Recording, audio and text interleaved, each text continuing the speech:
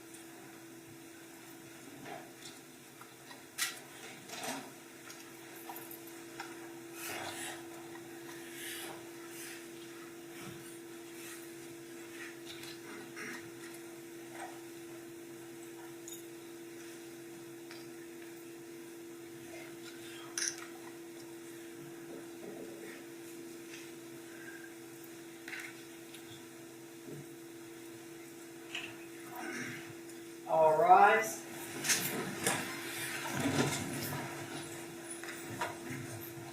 Court's now in session. Your Honor, Robert W. Hodges presiding. Have a seat, everybody.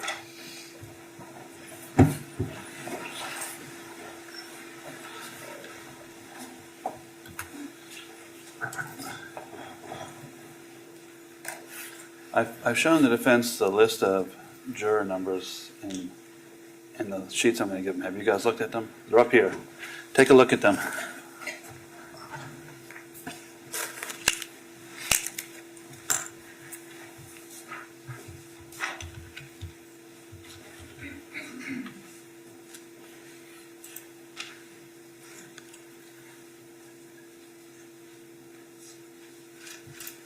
Yes, sir. So I'm going to give them their numbers now. I'm going to have Tracy, you deliver the numbers to them. I'm going to let them know that from here on out, I'm going to refer to them by number. Judge, before the jury comes back, since the state and defense have arrested, I'd like to read the motion for judgment of acquittal. Yeah, I didn't forget. Just give me a second. They were she's bringing them up. No, she's not. She's just handing him the stuff, as far as I know. But if she starts to bring him out, I'll send him back.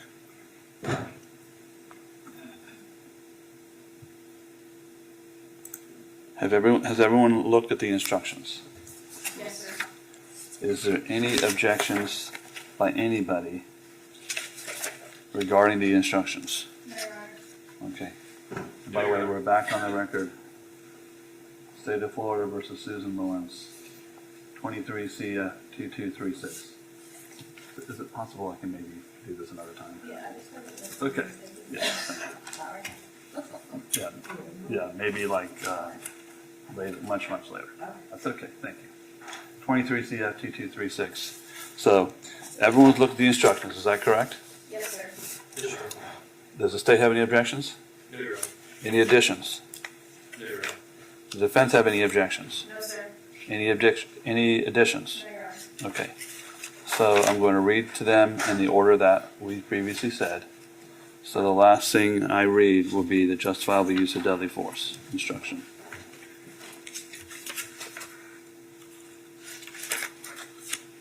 And then I'll read to them the closing argument instruction.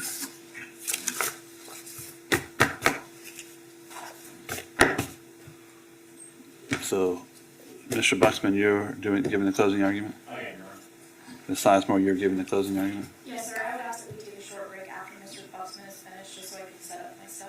Yeah, no problem. We'll take a break after Mr. Buxman finishes. Before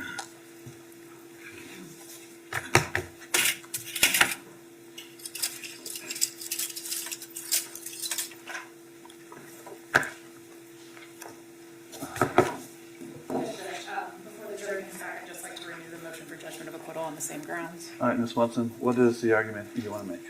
Judge, there's no additional argument, just the argument that I made previously. Sorry, I can't hear you. There's no additional argument, just the arguments that were previously made. Okay. I remember the arguments that were made. I reviewed the case law you submitted. I'm going to deny the motion for judgment of acquittal on the same grounds I denied it at the middle of the trial. Yes, sir. All right, thank you.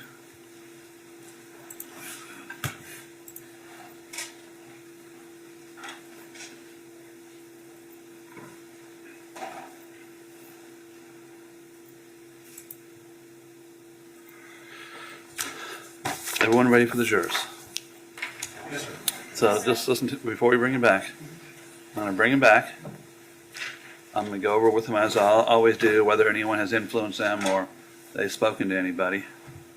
I'm going to explain to them the numbering system, and then I'll read the instructions.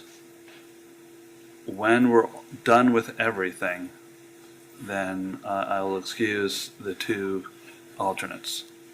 However, I'm instructing everyone not to have any contact whatsoever with the alternates.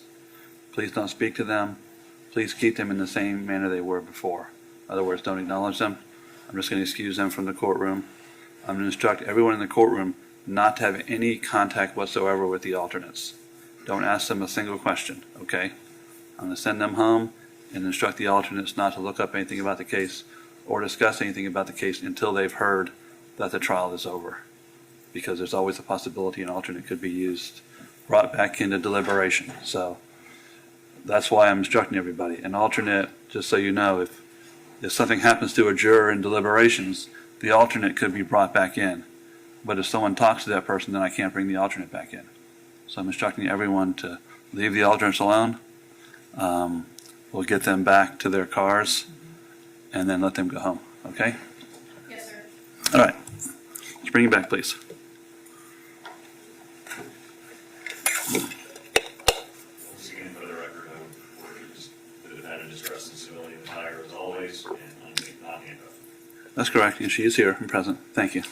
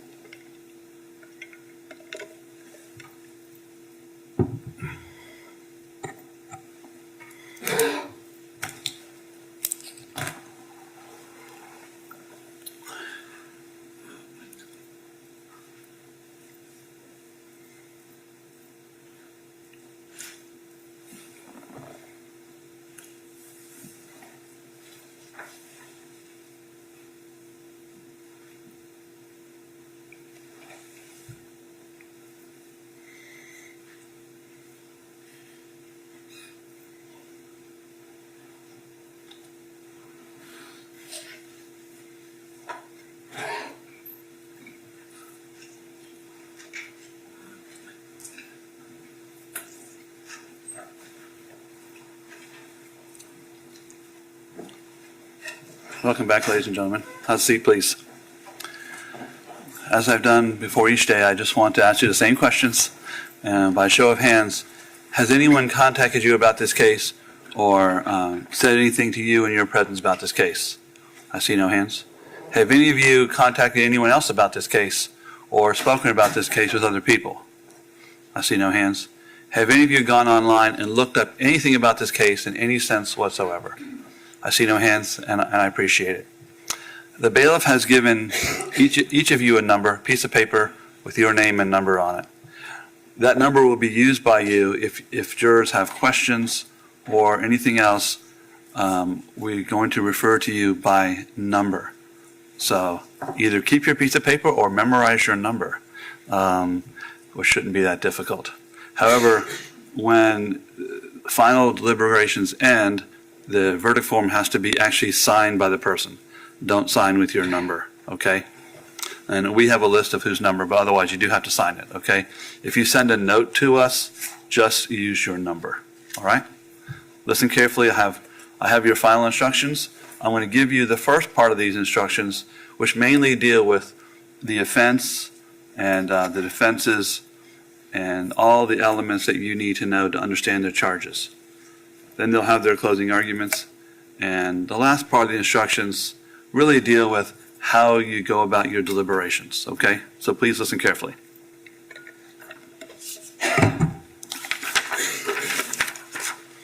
Members of the jury, I thank you for your attention during this trial. Please pay attention to the instructions I am about to give you. Susan Lorincz, the defendant in this case, has been accused of the crime of manslaughter by use of a firearm. Susan Lorincz is accused of manslaughter by use of a firearm. Manslaughter is unlawful. However, a killing that was excusable or that was committed by the justifiable use of deadly force is lawful.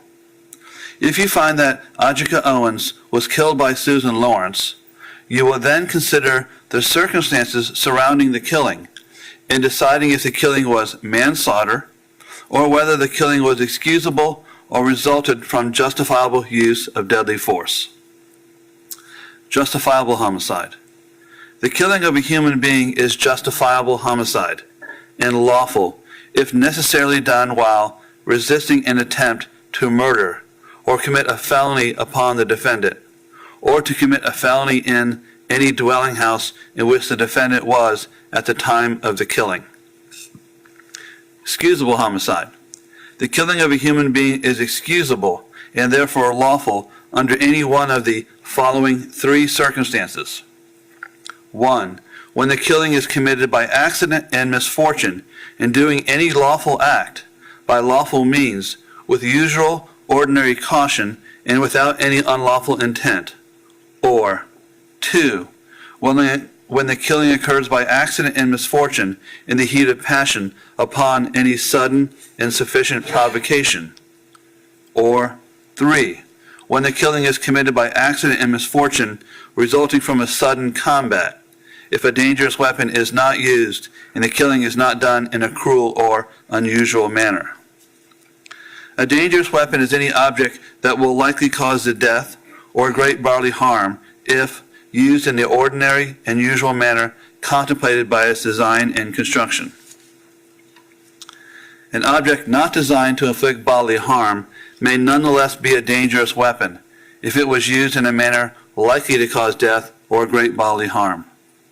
Great bodily harm means great as distinguished from slight, trivial, minor, moderate harm, and as such does not include mere bruises.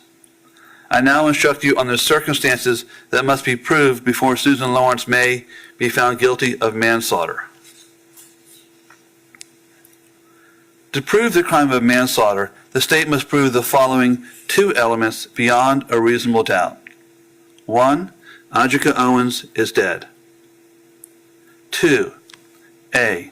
Susan Lorincz intentionally committed an act or acts that caused the death of Ajike Owens.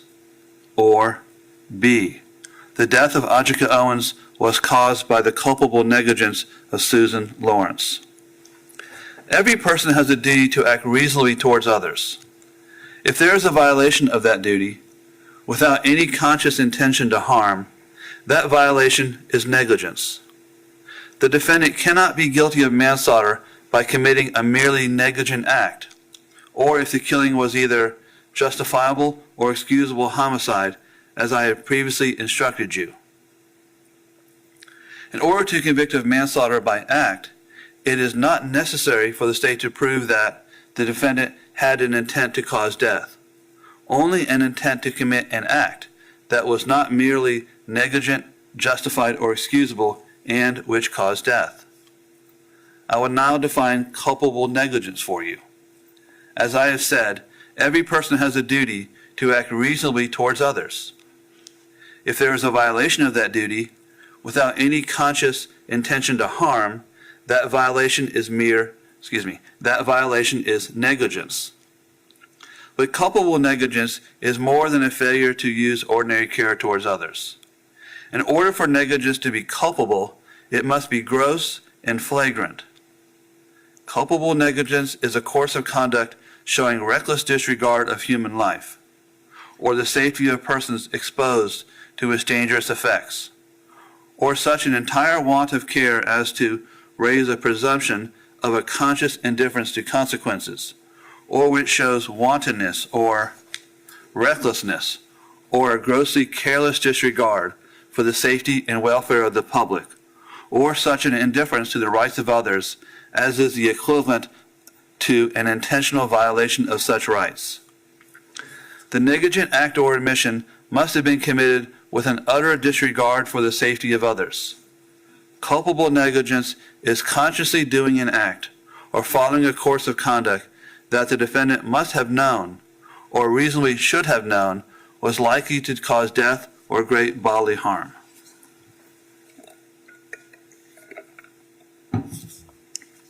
Aggravation of an offense by using a firearm. If you find that Susan Lorincz committed the crime of manslaughter, and you also find beyond a reasonable doubt that during the commission of the crime she personally used a firearm, you should find her guilty of manslaughter with a firearm. A firearm is defined as any weapon, including a starter gun, which is designed to, or may readily be converted to, expel a projectile by the action of an explosive. The frame or receiver of any such weapon, any firearm muffler or firearm silencer, any destructive device, or any machine gun. The term firearm does not include an antique firearm unless the antique firearm is used in the commission of a crime. If you find that Susan Lorincz committed the crime of manslaughter, but you are not convinced beyond a reasonable doubt that she personally used a firearm, you should find her guilty only of manslaughter. The defendant has entered a plea of not guilty. This means you must presume or believe the defendant is innocent. The presumption stays with the defendant as to each material allegation in the information through each stage of the trial, unless it has been overcome by the evidence to the exclusion of and beyond a reasonable doubt. To overcome the defendant's presumption of innocence, the state has the burden of proving the crime with which the defendant is charged was committed, and the defendant is the person who committed the crime. The defendant is not required to present evidence or prove anything. Whenever the words reasonable doubt are used, you must consider the following. Proof beyond a reasonable doubt does not mean proof beyond all doubt. A reasonable doubt is not a mere possible doubt, a speculative, imaginary, or forced doubt. Such a doubt must not influence you to return a verdict of not guilty if you have an abiding conviction of guilt. On the other hand, if, after carefully considering, comparing, and weighing all the evidence, there is not an abiding conviction of guilt, or if having a conviction, it is one which is not stable, but one which wavers and vacillates, then the charge is not proved beyond every reasonable doubt, and you must find the defendant not guilty because the doubt is reasonable. It is to the evidence introduced in this trial and to it alone that you are to look for that proof. A reasonable doubt as to the guilt of the defendant may arise from the evidence, conflict in the evidence, or the lack of evidence. If you have a reasonable doubt, you should find the defendant not guilty. If you have no reasonable doubt, you should find the defendant guilty.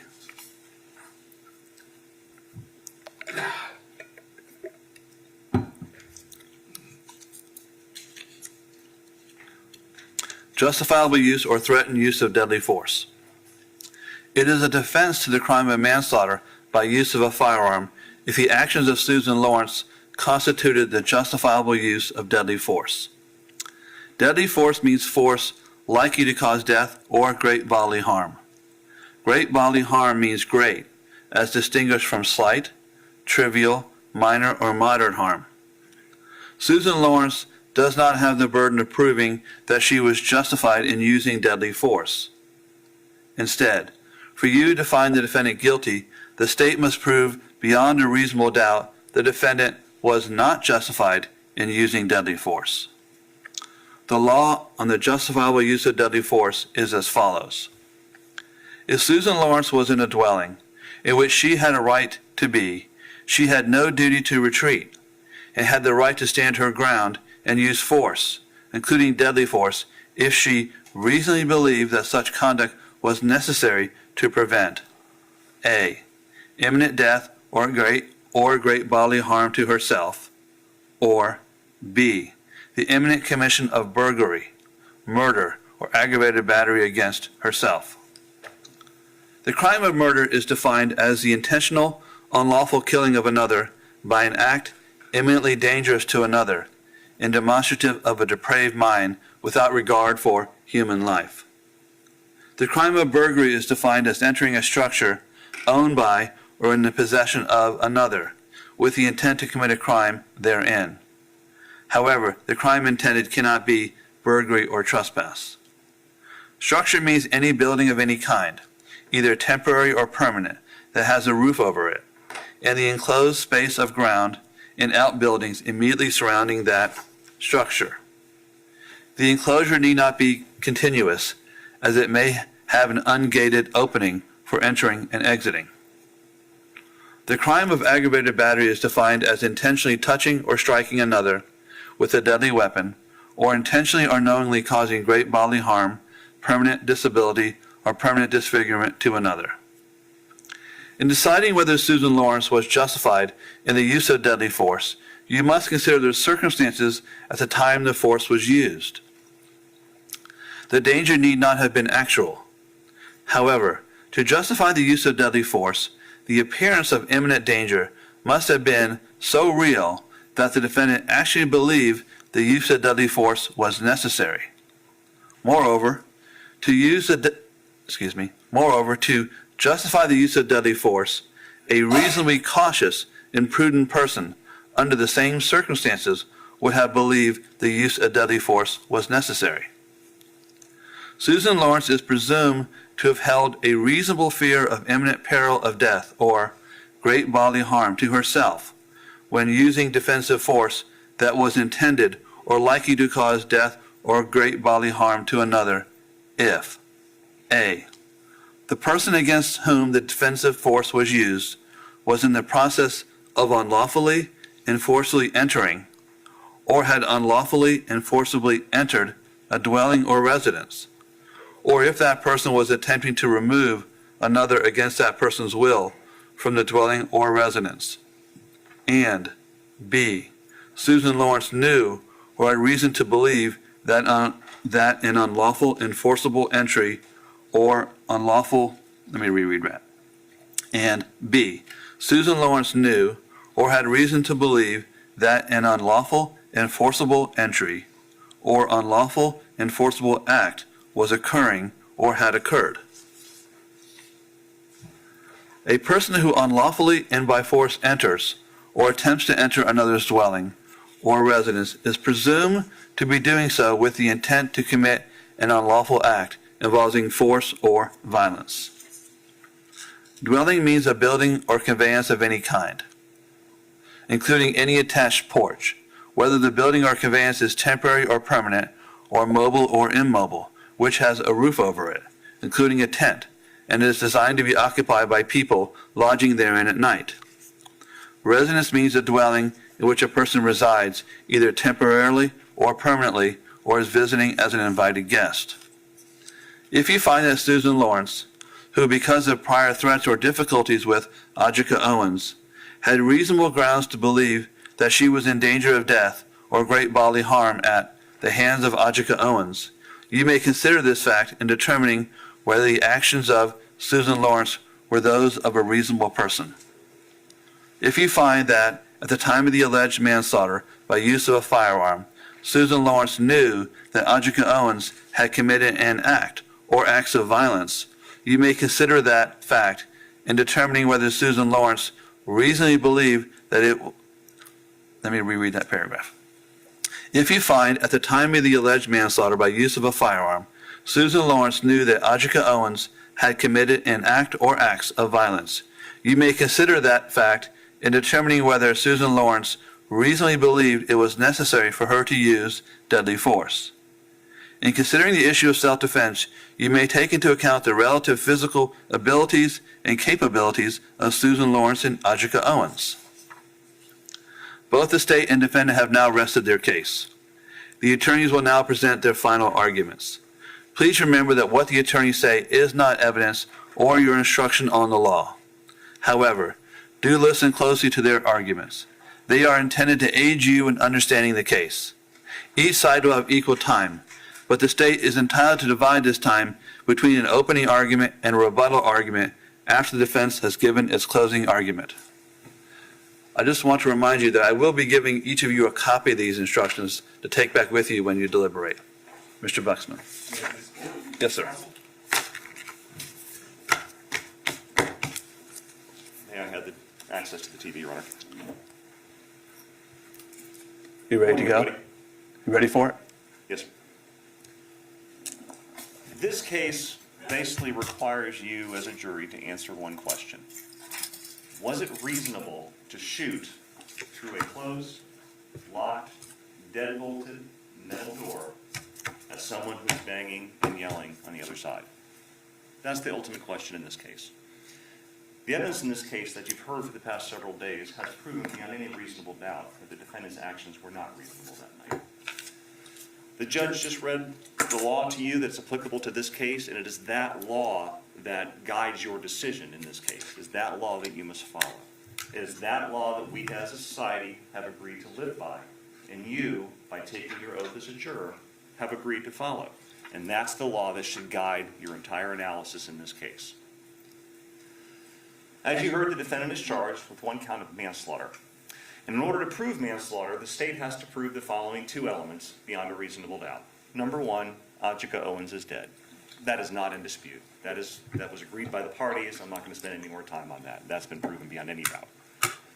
Two, the state has to prove either that Susan Lorincz intentionally committed an act or acts that caused the death of Ajike Owens, or B, the death of Ajike Owens was caused by the culpable negligence of Susan Lorincz. The state only has to prove A or B, but the evidence in this case has proven beyond any reasonable doubt both of those. Let's talk about A first. That the defendant intentionally committed an act or acts that caused the death of Ajike Owens. There is no question in this case that the defendant was the one that fired the gun that shot and killed Ms. Owens. She was the only one in the apartment that night. You heard crime scene investigator Catherine Medina, who processed the inside of her apartment, went into that bedroom and found that .380 Remington firearm in the trash can beneath that .22 Ruger firearm. Catherine Medina also found the spent shell casing that was found on the kitchen counter. Dr. Norford, the medical examiner, removed the projectile from Ms. Owens' body. And you heard from Florida Department of Law Enforcement analyst Jamie Williamson, who said she took that firearm that was found in the defendant's residence, compared it to the spent shell casing found in the kitchen, and determined that that casing was fired from the defendant's gun. She also examined that projectile recovered from Ms. Owens' body and compared it to the .380 Remington firearm, the defendant's, and found that the projectile in Ms. Owens' body was fired by the defendant's gun. Finally, the defendant admitted during her interview that she was the one that fired that gun. She also admitted that the act of pulling that trigger and firing that gun wasn't intentional. It wasn't an accidental situation. It wasn't a situation where she slipped and fell and the gun accidentally went off and shot through the door and struck Miss Owens. That's not what we have here. She intentionally fired it. There's no doubt the defendant intentionally committed an act which caused the death of Ajike Owens. And we also know that Miss Owens died as a result of that gunshot wound. The state's proven this beyond any reasonable doubt. You heard the judge read an instruction. You may be back there thinking, well, what if the defendant didn't intend to kill Miss Owens? Well, the judge has told you that that is not an element, that's not a requirement for the state to prove in a manslaughter charge that the defendant intended to kill Miss Owens. She's not charged with first-degree premeditated murder, which would require an intent to kill. She's charged with manslaughter. The judge told you that in order to convict of manslaughter, it's not necessary for the state to prove the defendant had an intent to cause the death. We'll get into what the state only has to show that the act was not merely negligent, justified, or excusable, and we're going to get to those terms in a few minutes. Because element A of, or part A of element 2 has been proven beyond any reasonable doubt, there's no even need to get to B. However, the evidence has also proven that the death of Ajike Owens was also caused by the culpable negligence of the defendant. The judge read to you a long instruction about culpable negligence, told you that each of us has a duty to act reasonably towards others. In order for negligence to be culpable, it must be gross and flagrant. It has to show a reckless disregard for human life or the safety of people exposed to its dangerous effects. It has to be committed with an utter disregard for the safety of others. The evidence has proven that the defendant did act with utter disregard for the life of others. She pointed a loaded firearm towards a door, towards a person that she knew was there on the opposite side of the door, and intentionally pulled the trigger. That shows a reckless disregard for human life. It's an act which she must have known or reasonably known would cause death or serious bodily injury if that projectile struck somebody. The evidence has proven beyond any reasonable doubt that her act, the act of firing that gun, constitutes culpable negligence. The crime of manslaughter has been proven beyond any doubt whatsoever, ladies and gentlemen. The question in this case lies with whether or not she was allowed to shoot and kill Miss Owens under these circumstances. The law says that in certain circumstances, a person cannot be held liable or responsible for shooting another person. And the first situation is if the killing was excusable. The judge read to you this instruction a few minutes ago. I'm not going to read the whole thing. But in order for a killing to be excusable, the killing in each of those three situations has to be committed by accident. And we've already discussed that this was not an accidental discharge. It's not a situation where she was playing with the gun and it accidentally went off and shot through the door or she dropped it. This was an intentional act. So excusable homicide is not relevant in this case. Another way in which a person could not be held legally responsible for killing another is if the killing was justifiable.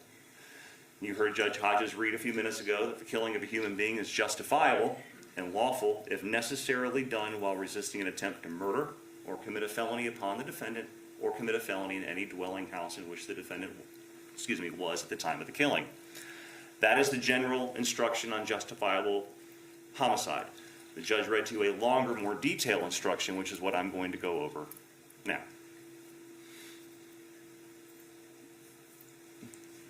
Judge Hodges explained to you that if the defendant was in a dwelling or residence in which she had a right to be, she had no duty to retreat and had the right to stand her ground and use force, including deadly force, if she reasonably believed that such conduct was necessary to prevent either A, imminent death or great bodily harm to herself, or the imminent commission of a burglary, murder, or aggravated battery against herself.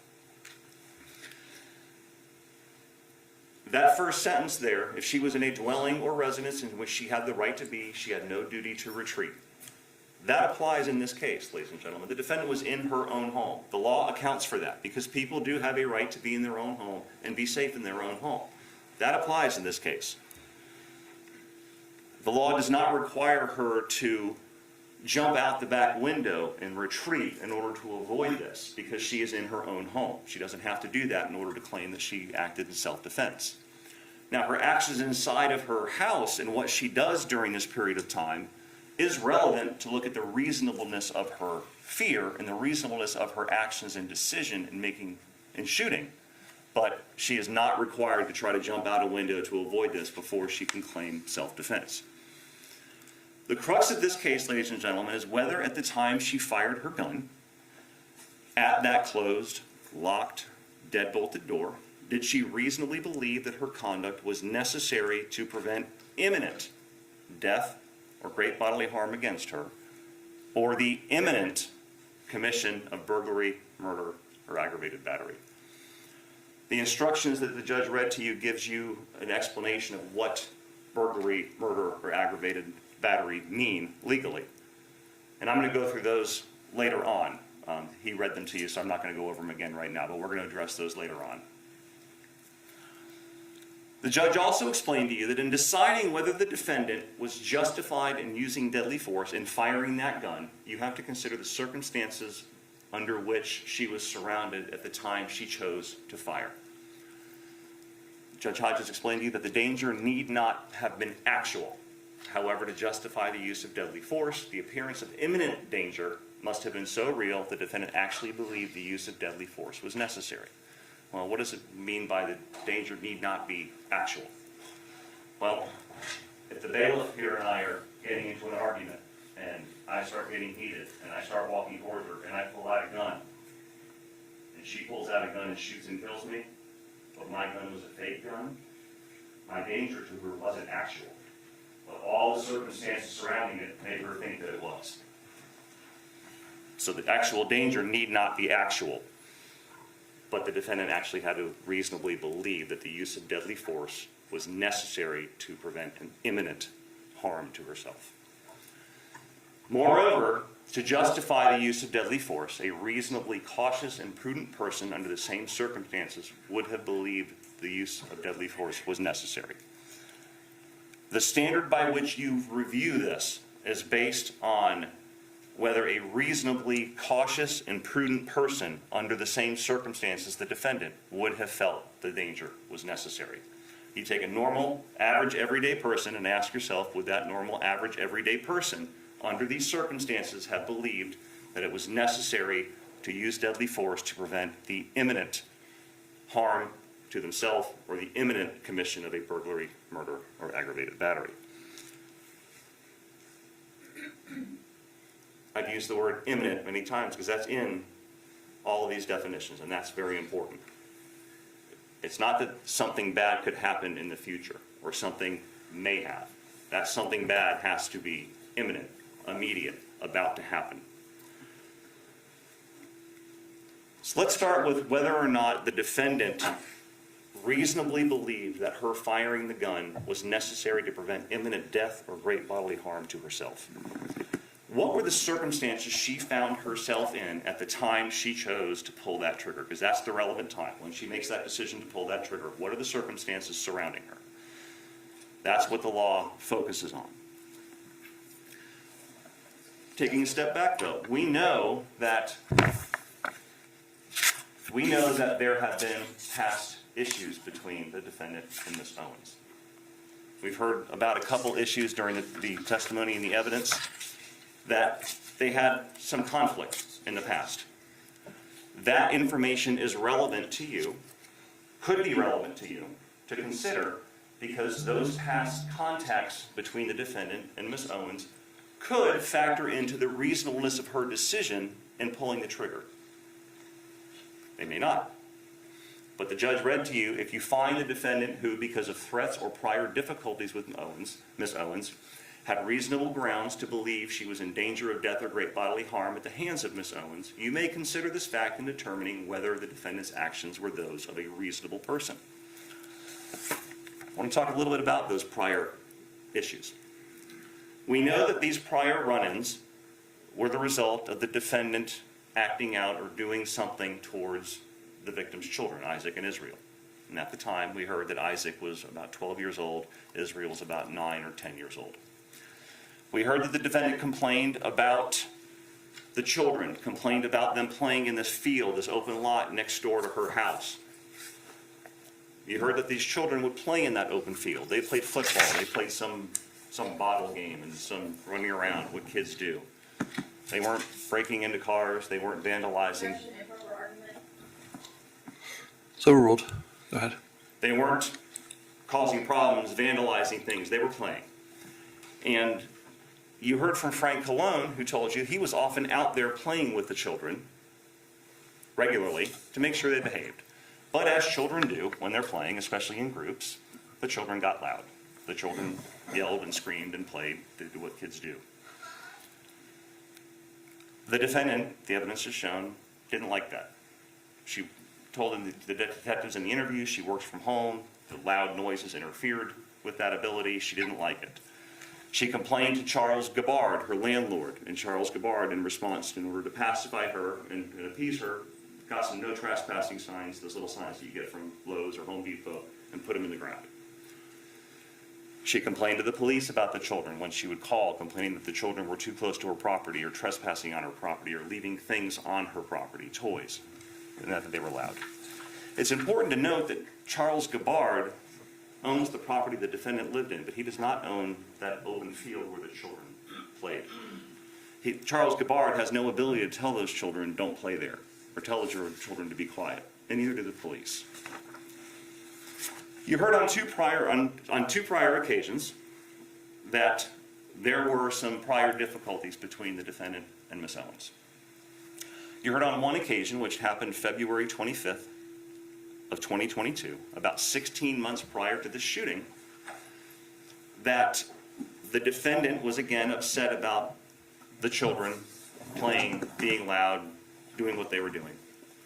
And you heard from London Remy, the 13-year-old girl that testified on the first day of this trial, that Ms. Owens walked over to the defendant's area, and there was an argument between the defendant and Ms. Owens. Ms. Owens went over there to tell the defendant to stop yelling and treating her kids the way that she was. There was an argument, and Ms. Owens pulled the no trespassing sign out and tossed it at the defendant as she was walking away. You heard London Remy talk to you about that. And she explained and even demonstrated how Ms. Owens took the sign and tossed it as she was walking away. And that sign hit the defendant in the leg. Was that the proper way of probably handling the situation by Ms. Owens? Probably not. But what's important to know is there were no punches thrown. Ms. Owens didn't run up and attack the defendant, didn't punch her in the head, knock her down, kick her, didn't, bust into her house or anything like that. Ms. Owens said what she had to say, tossed the sign, and walked away, leaving the confrontation. The defendant called 911, the emergency line. The officers came out, talked to everybody, and no arrests were made. On another occasion, December 22nd of 2022, about 6 months before this crime, the defendant was again angry at the children for being loud. Obviously, the children told their mother because, again, Ms. Owens came over to the defendant's property and told the defendant not to yell at the children. We heard from Deputy Kinsey, who spoke with Ms. Owens, and Ms. Owens told Deputy Kinsey, I walked over there with my child and wanted to talk to the defendant and deal with the situation. According to the defendant, the victim told her that if you yell at my kids again, I'm going to drag you out and beat your butt, basically. But remember in the defendant's second interview that you heard with the detectives, she was specifically asked if she remembered any kind of threats like that. And the defendant said she didn't remember anything. So either Ms. Owens never made such a statement, or the statement wasn't so significant such that the defendant even remembered it to talk to the detectives about it when specifically asked. And we also know that the defendant, moving ahead to the night of the shooting, the defendant tells the detectives that Ms. Owens came over and said, I'm going to effing kill you, over and over again. No one else heard that. You heard from Jared Gardner, you heard from Ariel Rodriguez, who were right there. They said she never said that. So back to February of 2023. We know that Ms. Owens was upset about how the defendant was talking or treating her children. Ms. Owens walks over to the defendant's property. They have this argument, disagreement, whatever you want to call it. There's no violence. There's no punches thrown. Ms. Owens doesn't knock the defendant down and kick her and beat her. She doesn't try to break into her house, shatter her sliding glass door to get to her, nothing. It's a verbal argument, and the verbal argument ends when Ms. Owens walks away from the situation and goes back to her house. The defendant again calls 911. The police come out. They interview everybody. No arrests are made. As I said earlier, you can consider these prior difficulties between the two in determining whether or not they contributed to the defendant's decision to fire that gun that night on June 2nd, 2023. I submit to you that these two episodes, one of which happened about 16 months before the shooting, one happened about 6 months or so before the shooting, involved no violence except for the tossing of a sign, a flimsy Lowe's no trespassing sign. They didn't involve the defendant or the victim trying to break into the defendant's house. Didn't involve Ms. Owens beating the defendant up or causing her any physical injuries. And were resolved when Ms. Owens walked away from the confrontation. Now, it's interesting in her interview, in the defendant's interview, that she described an incident that happened about 2 months before the shooting on June 2nd, after the sign throwing incident, after the second incident that happened in December of 2022. She described an incident that happened about 2 months before the shooting. Now, the defendant in her interview tried to explain how this sign throwing incident and this other incident caused her such terror of Ms. Owens, such fear, such panic, because Ms. Owens was so violent that contributed to her, the reasonableness and why she decided to fire the gun.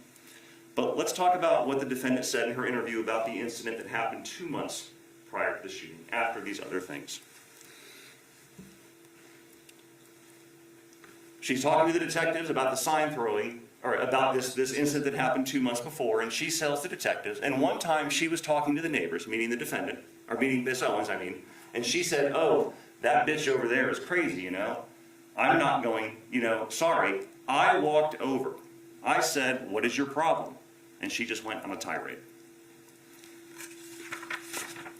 She tells the detective, "I walked over and said, what is your problem?" The defendant admitted that she was the one that walked over and confronted Miss Owens about Miss Owens telling a neighbor that the defendant was a crazy bitch.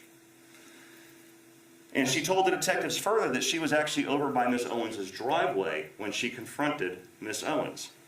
Does that sound like the actions of someone who was so terrified because somebody tossed in a trespassing sign and someone came over and had an argument with her earlier?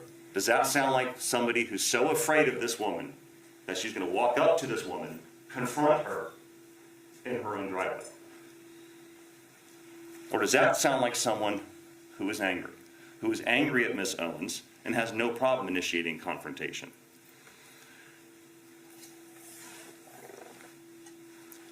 The defendant also explained that during this same incident, two months or so before the shooting, that Miss Owens accused her, the defendant, of using racial slurs towards her children.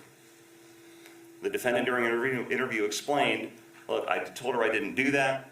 She kept insisting I did." And the defendant said, "I eventually just said I'm sorry to diffuse the situation."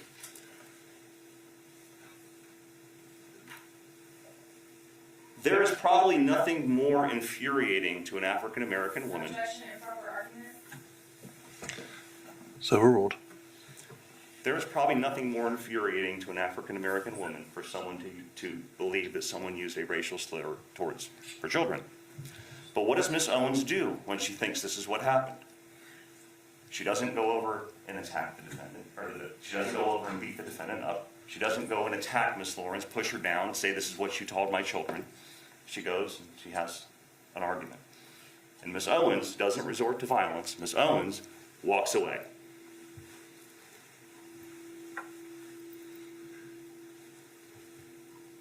Miss Owens, if she wanted to, had every ability to attack the defendant for that.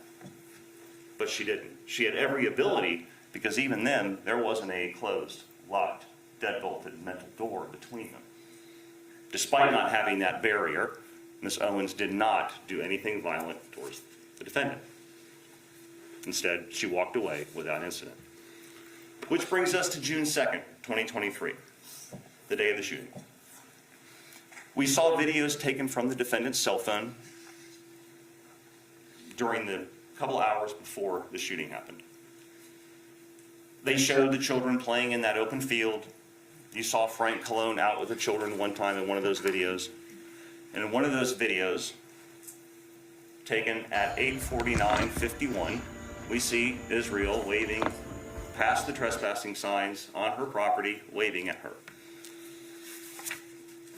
Once again, the defendant was angry because the children were being loud and it was bothering her, and Israel went past the no trespassing sign. And you heard from Uriel Rodriguez, who said, yes, in fact, that night, Israel did go past the no trespassing sign. We saw that in the video we just looked at. We heard from the defendant's 911 call in the interview with the detectives that there was some altercation between the defendant and Ms. Owens' children. It involved a tablet, roller skates being thrown, an umbrella being shaken, something. The facts of that altercation really aren't important or relevant. What's relevant is that that is the catalyst, that is what causes the children to go and tell Ms. Owens. And that's what causes Ms. Owens to come over and once again deal with an issue regarding the defendant and her children. We heard from the 911 call that the defendant made, the first 911 call before the shooting, and she acknowledged there was an issue with the children. She acknowledged that she threw some roller skates. She acknowledged and told the 911 operator that the child accused her of stealing the iPad. We heard in the 911 call that in the interview that there was something involving shaking an umbrella as well. So we know that the defendant got into some sort of argument or something with the children, which caused the children to go talk to Ms. Owens, their mother, and causes Ms. Owens to come over to deal with it. You heard from Jesse Newbanks, the Marion County Sheriff's Office digital forensic examiner who examined the defendant's cell phone.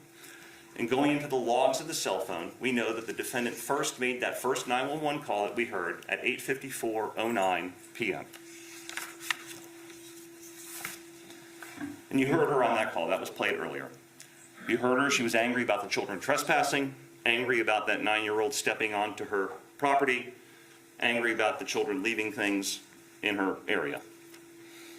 She was angry the kids were being noisy.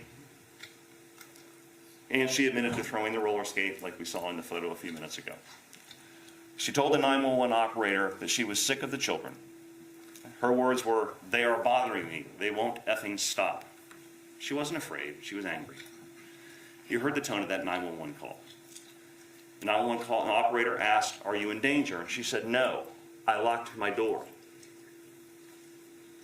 She locked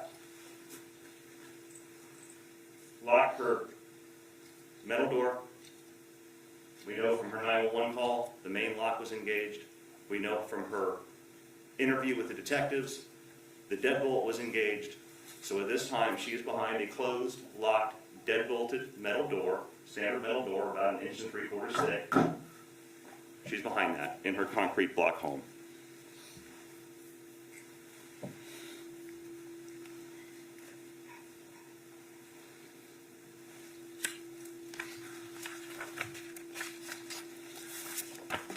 Now, let's take a pause from June 2nd. You heard some information about the door jamb having some prior damage to it. And we saw photos, the state introduced photos of that door jamb and the prior damage. We heard from the landlord, Charles Gabbard, who said, yes, that door about a couple months earlier had some damage to it. I went and repaired it. He told you he replaced the strike plate of the lock, he replaced the strike plate for the deadbolt, he drilled those things into the door frame, and it was secure. He used some wood putty to further secure it. And the only thing that was left was some cosmetic damage that didn't affect the integrity or the stability or the durability of that door.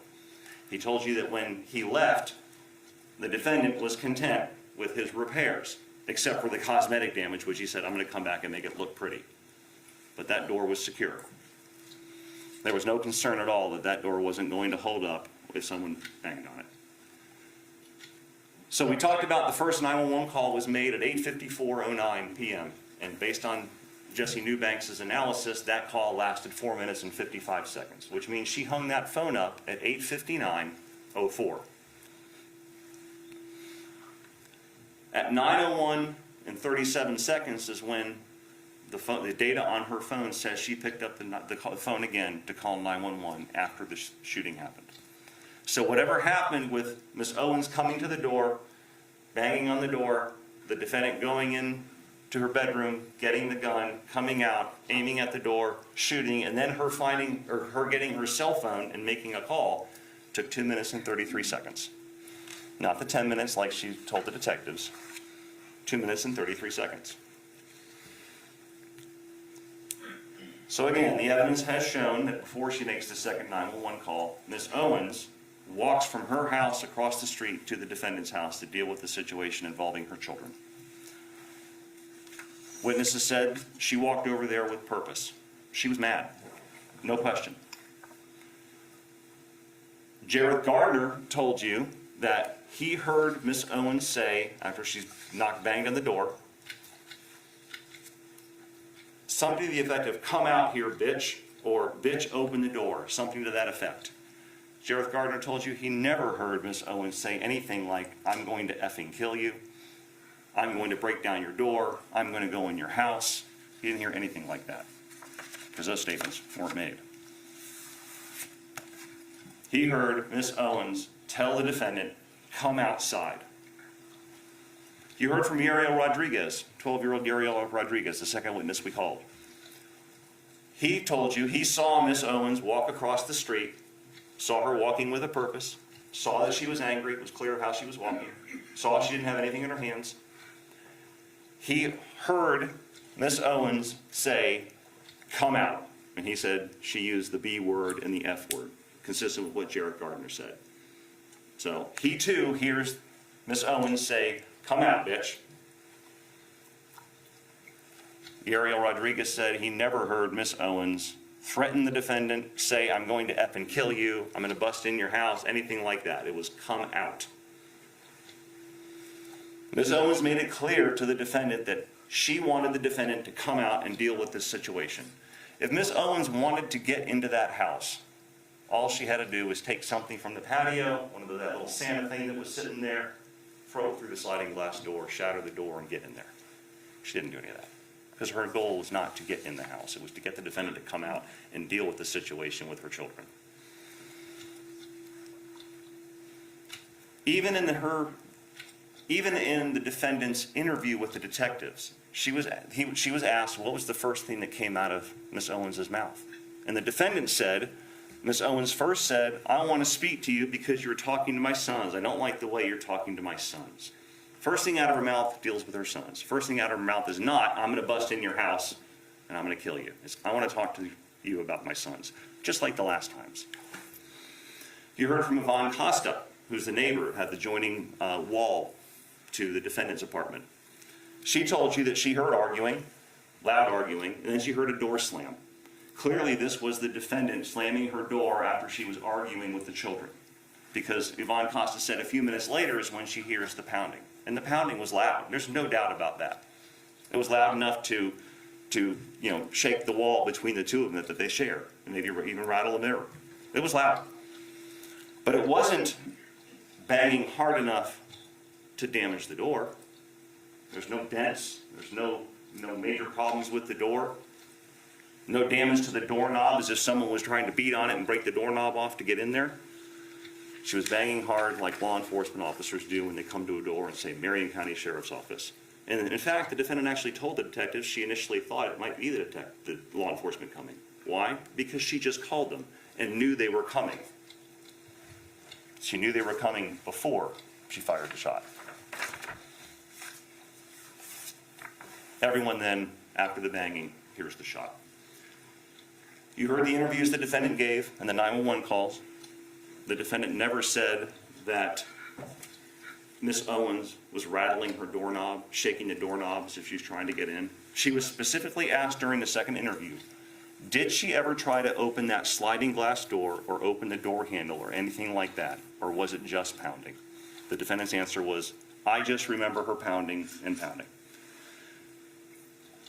You also heard in the interview that the defendant gave that the sliding glass door was further secured by a wooden stick in the track, so the door couldn't be opened. It was locked, the door couldn't be opened because of that wooden stick. The defendant never told the detectives during the interviews that Ms. Owens was trying to open that sliding glass door, that she was banging or jiggling on the doorknob trying to get in. Never told them that she was trying to break her window or anything like that.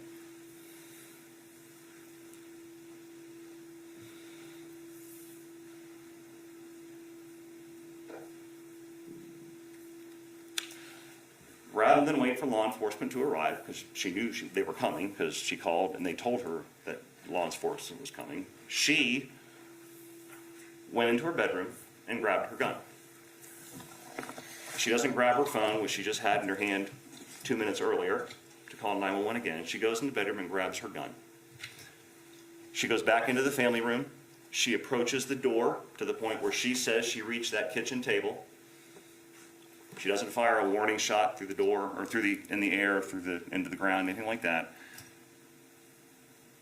We heard her in her first interview say she never intended to kill Miss Owens. Well, look at the placement of the shot that she fired. She took aim. She leveled the gun at the door.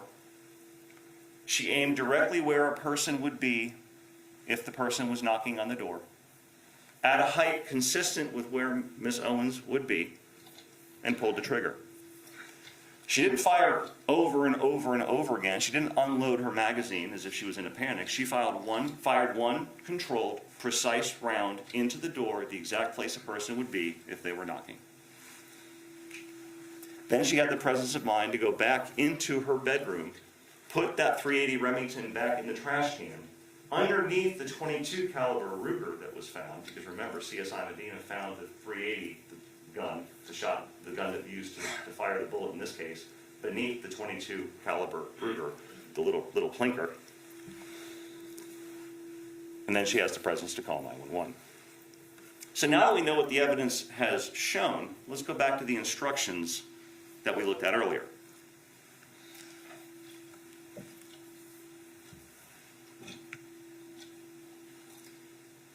The circumstances that she found herself in when she fired that round were that she was angry at Miss Owens' children, such that she called 911 on the children.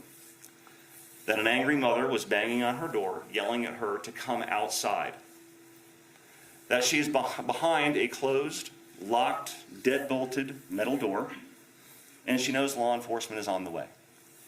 She goes into her bedroom, she grabs her gun, walks back to the living room, walks towards the door, fires one precise round in the exact location where a person would be. Those are the circumstances by which she was surrounded when she made that decision to pull the trigger, at the time she decided to use deadly force. There was no imminent danger whatsoever when she fired that gun. Miss Owens had not broken down the door. She hadn't gained access to her house. She hadn't shattered the sliding glass door to get in.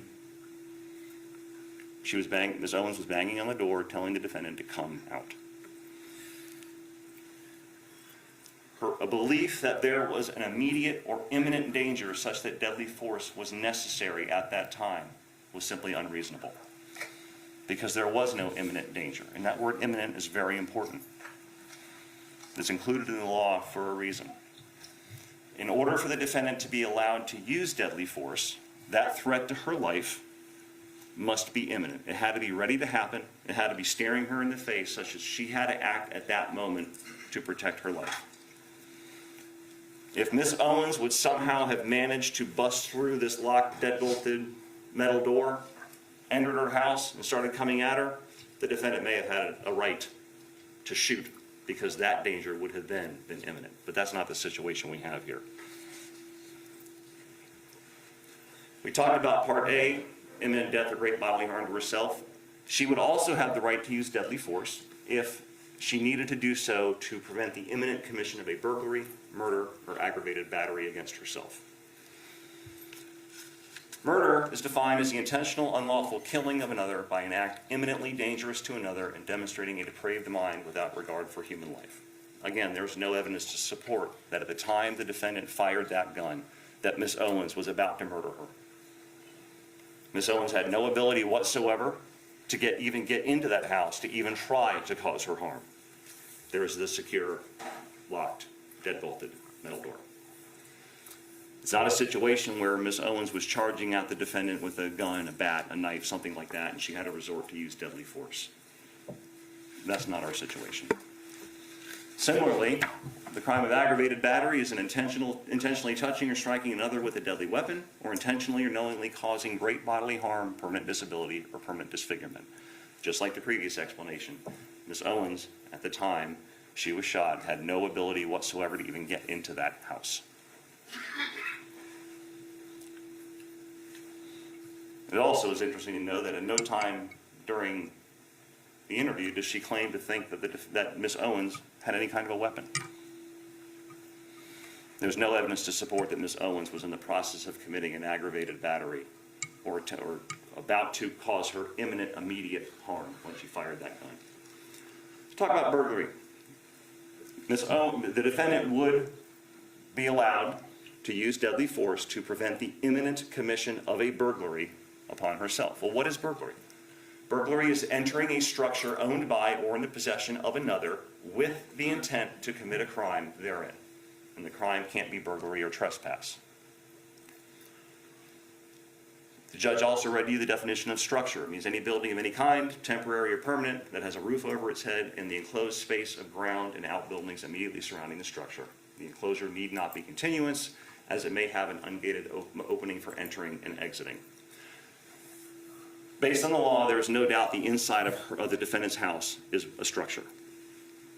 This is a situation where Ms. Owens is standing on the other side of the door, yelling at the defendant to come outside. There's no evidence whatsoever that Ms. Owens was trying to enter her residence. She's not jiggling the doorknob. She's not, shattering the sliding glass door or anything like that.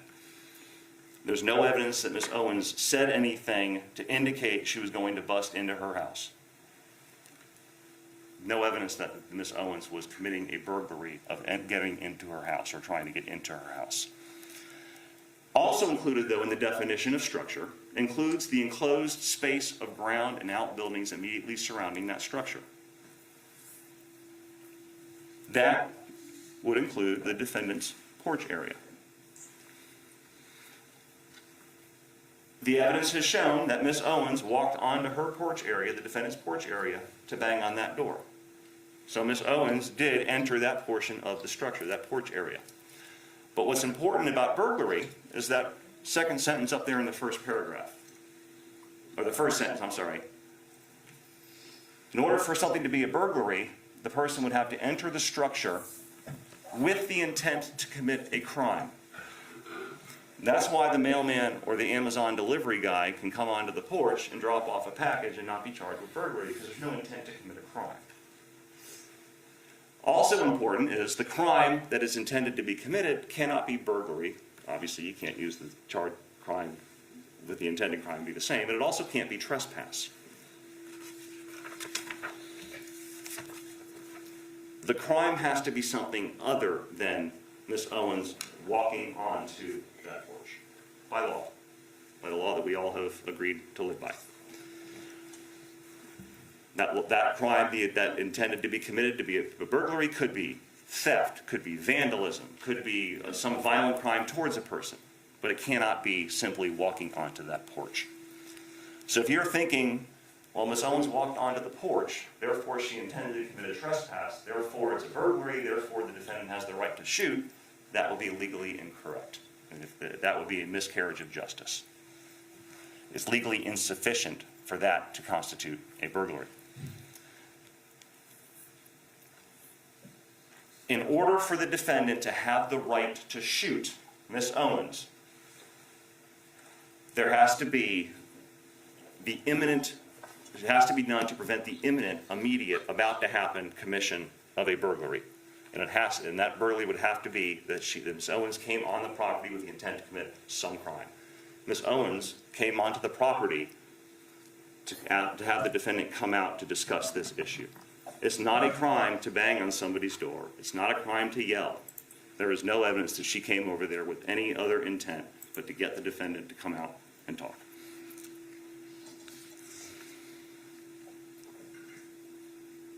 That's why Ms. Owens' actions don't constitute a burglary.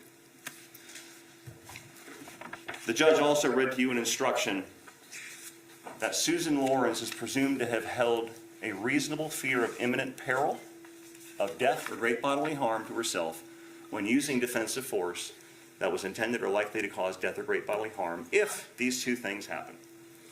The person against whom the defensive force was used, in this case Ms. Owens, she was the one that the force was used against, was in the process of unlawfully and forcibly entering or had unlawfully and forcibly entered a dwelling or residence, or if that person was attempting to remove another against that person's will from the dwelling. And the defendant knew or had reason to believe that the unlawful and forcible entry or the forcible act was occurring or had occurred. Notice what this instruction requires. The person was in the process of unlawfully and forcefully entering or had unlawfully and forcibly entered the residence. Not that the intruder may want to come in or could come in. The intruder has to be in the process of entering the residence or in the residence. We don't have that here. As we discussed, there's no evidence whatsoever that Ms. Owens was actually in the process of unlawfully or forcibly entering the house. The defendant is not entitled to any kind of presumption that she was in fear. Based on the law that we went over and the evidence and circumstances surrounding the defendant when she chose to fire that gun, which killed Ms. Owens, her actions were not reasonable, and she was not allowed to use deadly force legally, based on the law. Now, you heard from a crime scene expert, Joshua Wright, who explained where he thought the defendant was standing when she fired the gun in the house. You heard from a computer graphics gentleman who did the video that we saw and some of the photogrammetry information that was yesterday. And those representations relied heavily on what the defendant said happened, her own version of events. You also heard from Roy Bedard, who talked in generalities about how people make decisions in stressful situations. Ladies and gentlemen, none of that testimony sheds any light on the reasonableness of the defendant's decision or the imminence of the threat that she perceived.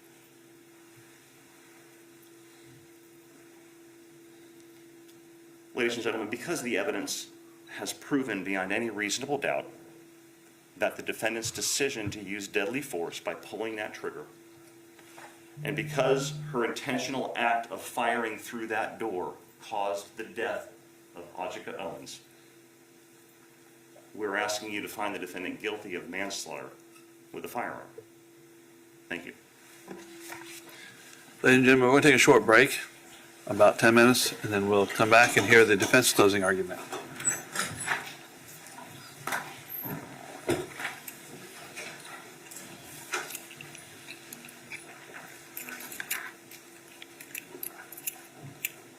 What we'll do,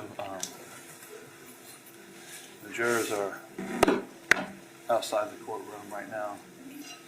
Depending how long the defense goes, if they get like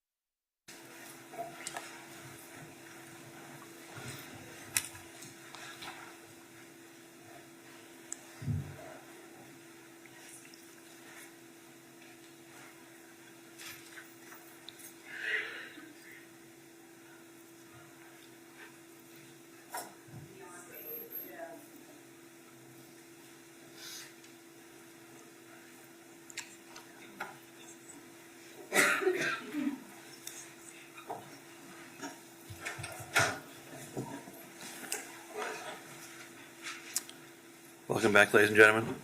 We will now hear from Ms. Sizemore. May I please report? Yes, ma'am? Counsel? Good morning.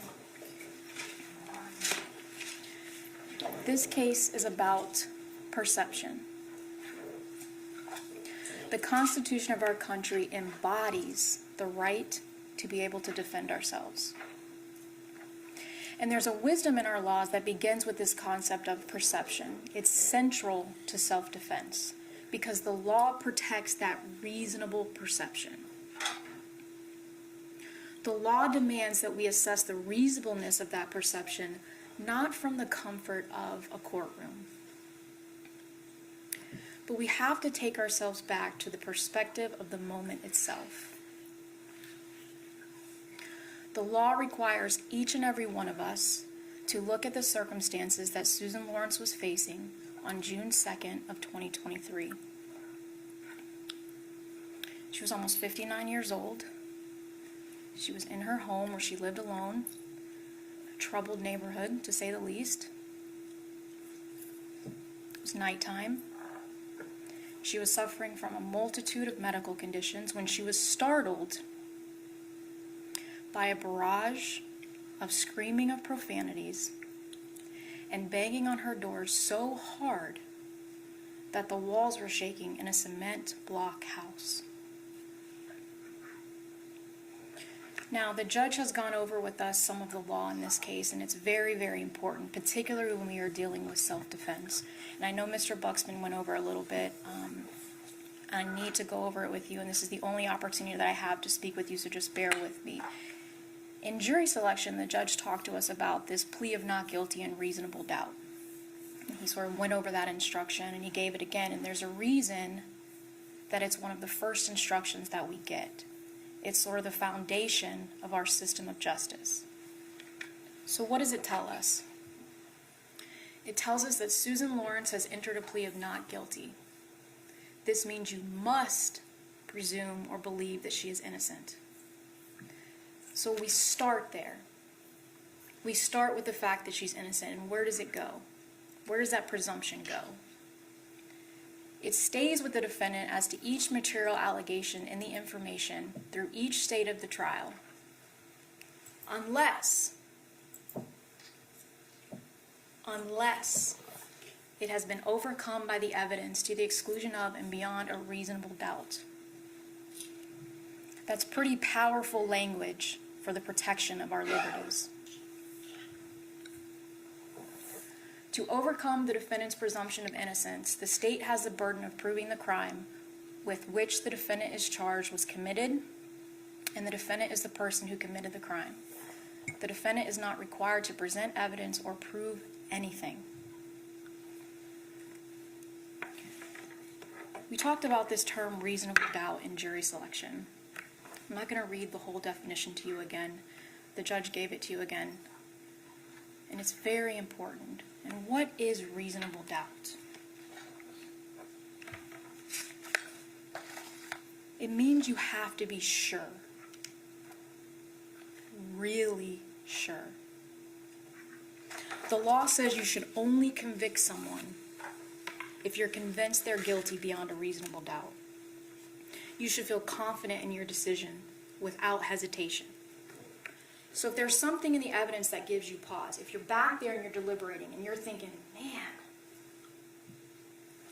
she was an older woman, she had some medical issues, she did live alone, she had these prior run-ins with Ajike, I could see how she could be scared of her. And you're thinking, I did see the damage on that door. That's reasonable. I could see how she could be afraid that she was going to get through. If you're back there and you're pausing and you're hesitating, if you're wavering and vacillating, that's reasonable doubt. And if you have a reasonable doubt, you should find Ms. Lorincz not guilty, because that is what the law says. And each and every one of you took an oath to follow the law. So where do we look for reasonable doubt? It is to the evidence introduced in this trial, and to it alone. Only the evidence introduced in this trial and nothing else. that you are to look for that proof. It may arise from the evidence, the conflict in the evidence, or the lack of evidence. And if you have a reasonable doubt, you should find the defendant not guilty. Justifiable use or threatened use of deadly force. This is a very, very important jury instruction. You're going to get to work with this when you're deliberating. The laws in Florida give citizens the right to defend themselves when they are faced with imminent danger. Deadly force means force that is likely to cause death or great bodily harm. Great bodily harm means great as distinguished from slight, trivial, minor, or moderate harm. And the most important thing in this part of the jury instruction is where it says, for you to find the defendant guilty, the state must prove beyond a reasonable doubt that the defendant was not justified in using deadly force. So they not only have to prove to you that she committed this manslaughter, but they also have to prove to you beyond a reasonable doubt that she was not justified in using deadly force.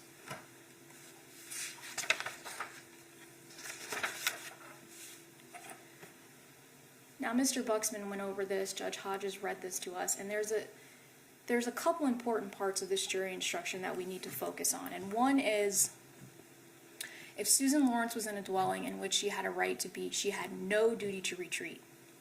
If you remember during the trial, Mr. Smith had asked some of the witnesses, did Susan shoot from way back there by her bedroom? Did she shoot from behind that countertop or behind that kitchen? It doesn't matter, because she has no duty to retreat, and she can stand her ground when she is in her dwelling if she is faced with imminent danger. Another important part of this is if she reasonably believed. We do not judge Susan Lorincz with what we in this courtroom have experienced in life. It's not what I would do, or Mr. Buxman or Mr. Smith would do in that circumstance. It's what Susan Lorincz reasonably believed was necessary to prevent. That's a very important word, prevent. The law does not say that you have to wait to get punched or attacked before you can do something. That's not what it says. You can use deadly force to prevent someone from coming into your home and hurting you or attacking you. Because members of the jury, if someone who is on the outside of your door that is banging and pounding so hard wants to get in that house and they do, it is too late. There are way too many variables if someone actually gets inside. Your gun could jam. You could get rushed. You could fall, especially if you have medical conditions. So the law accounts for that. You can do what you need to do to prevent that from happening.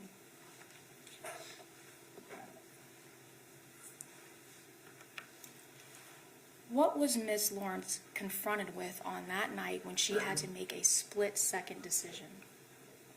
We heard from Dr. Roy Bedard. He's a world-renowned use of force expert, trains law enforcement officers all over the country, and he talked to us about how someone reacts under stressful situations, these high-stakes decision-making, and he told us that when there's high consequences, you don't really know if the person on the other side of the door or the person that's confronting you is armed.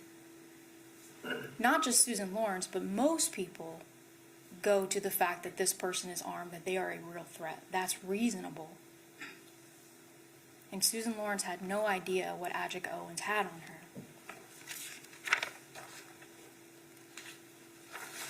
He told us that biologically, what happens in your brain and you're stressed and you have these high anxiety situations and it's releasing all of these things, your adrenal glands, and it's a high stress situation. And people have to make life or death split-second decisions when they're going through these things. He told us how a person perceives time differently.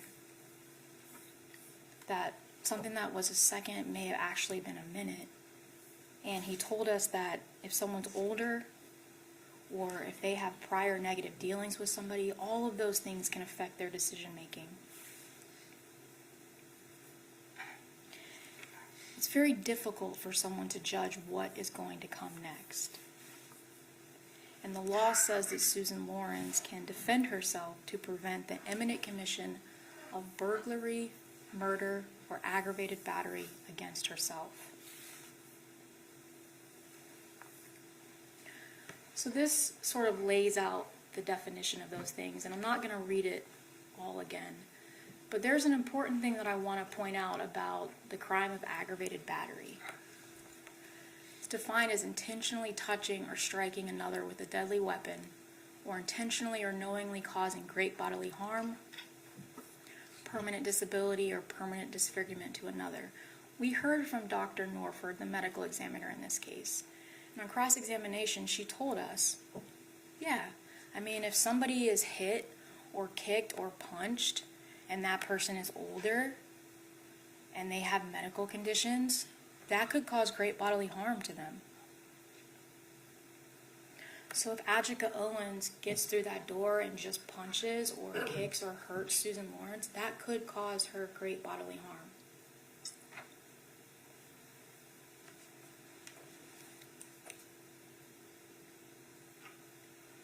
We heard the statement that Susan Lorincz gave to law enforcement. We heard two of them. And Miss Lorincz told detectives on the night of that incident Miss Owens was pounding on her front door so hard the walls were shaking. She told detectives that Miss Owens was screaming at the top of her lungs and that Susan told her, "You're trespassing, you need to leave." Susan Lorincz told detectives, "I really thought she was going to break my door down. I really thought that. I saw the door moving in, and I really believed that. I honest to God believe that." That is what she said. She reasonably believed that. We heard Susan tell the detectives, "I heard Miss Owens say, 'I'm going to fucking kill you.'" She heard that. Miss Lorincz told them, "I heard the door crack. And when I heard that door crack, I fired." We heard from Joshua Wright, the ballistics expert, and he sort of worked in conjunction with Toby Terpstra, and they created this 3D visualization that you saw. And what's important about Mr. Wright's testimony is that it's consistent with what Susan Lorincz told detectives. I was standing back near the table. There's no evidence that she moved the shell casing or did anything like that. It's consistent with what she told them. Miss Lorincz told them, "I wasn't going anywhere near that door. I was terrified it was going to come down." And he told us, yeah, it's pretty likely that Susan was standing by her table when she fired the gun.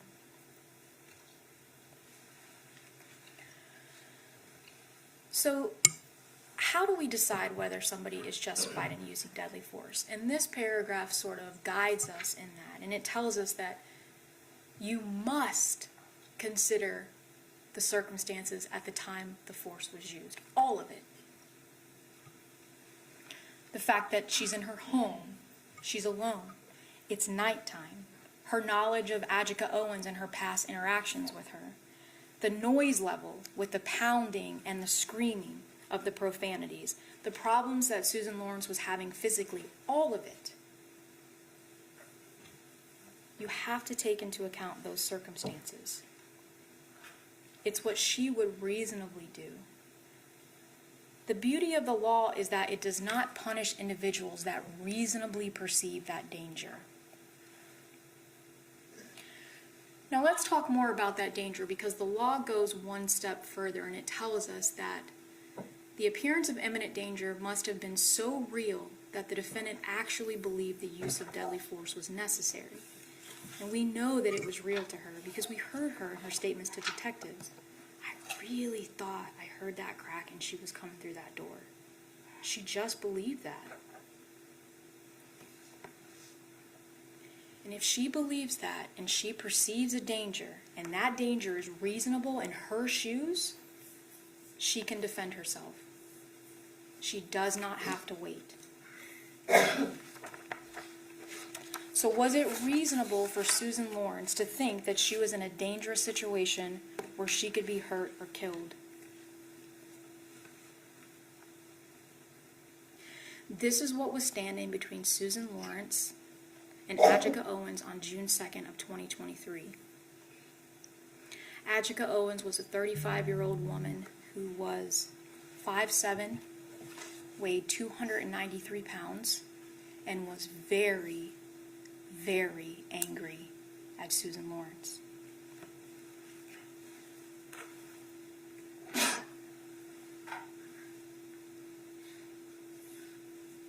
A door frame that was broken and barely hanging on. Now we heard from Charles Gabbard. He told us, I tried to fix this door as best as I could. I put some screws in it, put some putty in it, and it was structurally sound. He made a point to let everybody know it was structurally sound. Not really sure how he knows that. He didn't really do any testing. But he wants everybody to know, this is not my fault. As a landlord, that door was structurally sound. But it doesn't really matter whether it was or it wasn't. What matters is that Susan Lorincz knew the shape of the door and what it was like on that day. And she believed that door wasn't going to hold up. And was it reasonable for her to think that? Absolutely. All we have to do is look at the photos. The crack goes all the way down the frame. Almost all the way down.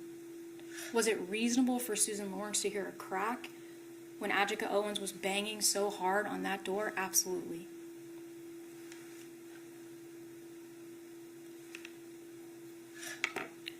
Miss Owens was a woman who ignored not one, see the no trespassing sign on the window, not two,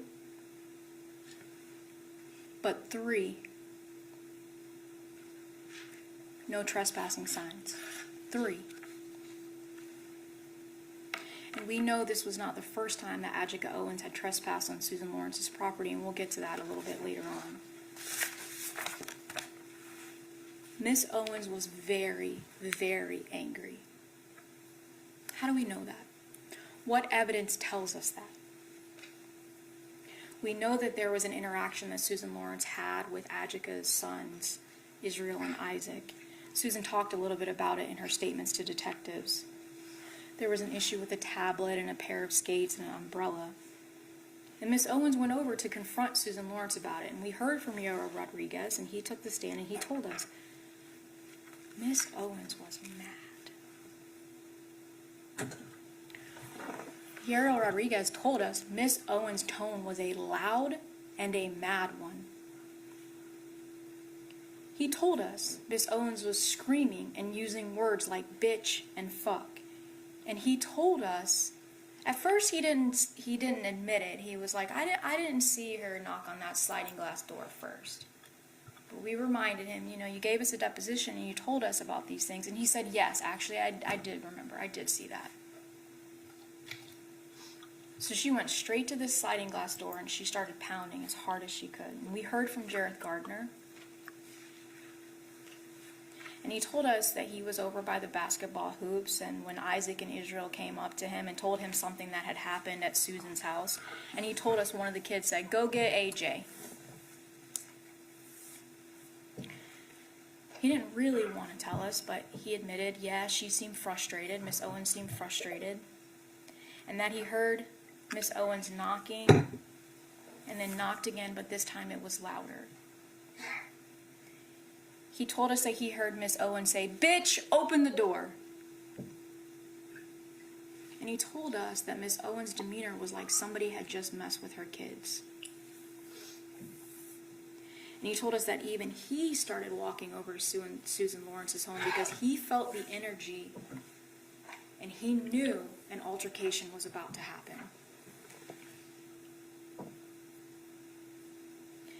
This was not a woman that was coming over to have a nice chat with Susan Lorincz about what had happened with her children.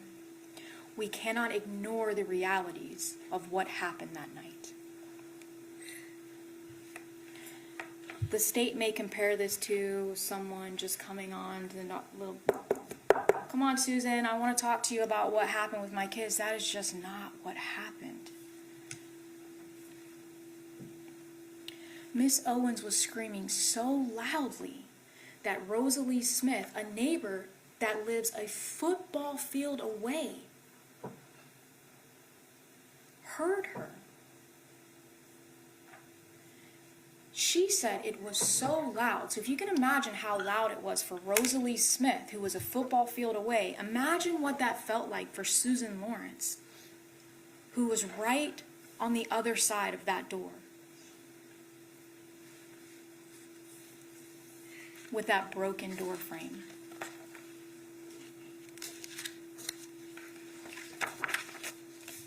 Miss Smith told us it wasn't just 3 bangs and then another 3 bangs.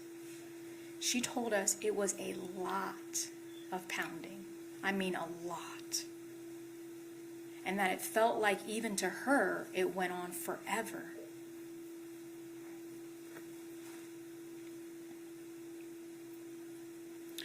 Yariel Rodriguez told us Miss Owens was banging on the door hard, and she was banging with her fist. I mean, he told us this is what I saw, and that she was banging in the middle of the door. And we heard from a really important witness, Yvonne Costa.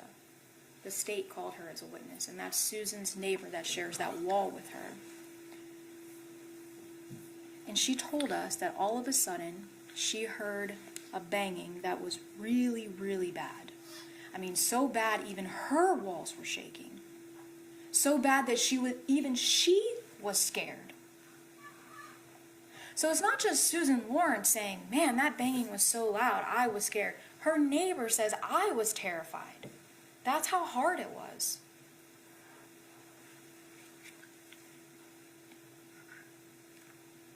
She told us that the banging stopped, and then she heard it again, and then at this time it was even worse. And that there was a lot of it. A lot of banging. Not just 1, 2, 3, 1, 2, 3, a lot. She told us that while she heard the banging, she heard voices. Loud, aggressive, very guttural and deep voices, and that it sounded like it was coming from outside.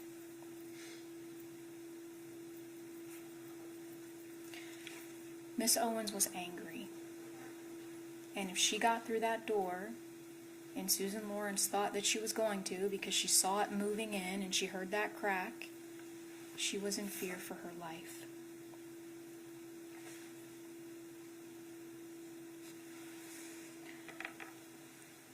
Ajike Owens was trespassing on Susan Lorincz's property. And Susan Lorincz was in her home where she had a right to be, and she had no duty to retreat. She had a right to stand her ground and defend herself because she was reasonably afraid. Now, the state may say, well, Susan Lorincz's fear, that wasn't reasonable because Ajike Owens never got through that door. She didn't go over to Susan Lorincz's house to harm her that night. She just merely wanted to go onto her porch and talk to her. They may say, well, did she trespass? Maybe. She never intended to harm her. But the law on self-defense accounts for situations just like this. Situations where someone unlawfully and forcefully comes onto someone else's property. The law tells us, hey, there are certain circumstances where if certain things happen, you can presume that someone has a reasonable fear.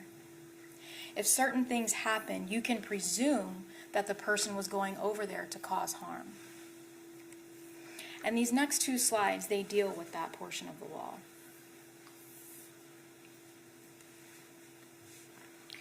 And we sort of have to read these in conjunction with each other, and so I want to go over the definition of dwelling. And this is something that Mr. Buxman didn't talk about, and this is really important. So dwelling means a building or conveyance of any kind, including any attached porch.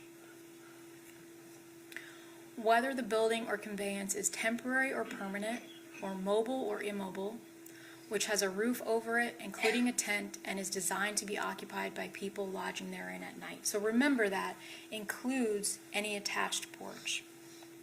So when we go back and we're looking at this, the person against whom the defensive force was used, aka Ms. Owens, was in the process of unlawfully and forcefully entering, or had unlawfully and forcibly entered, a dwelling.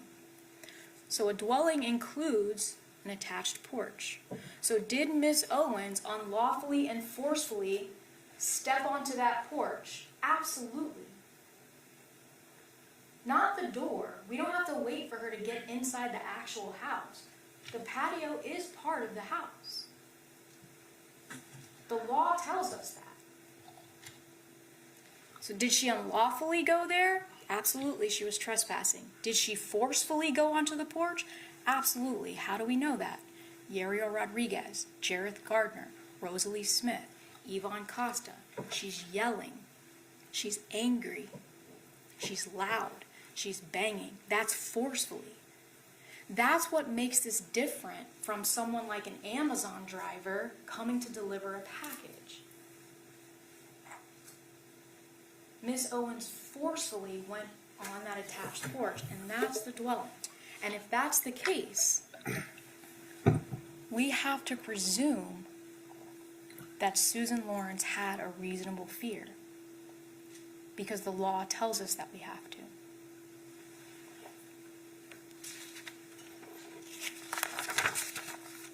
If that's the case,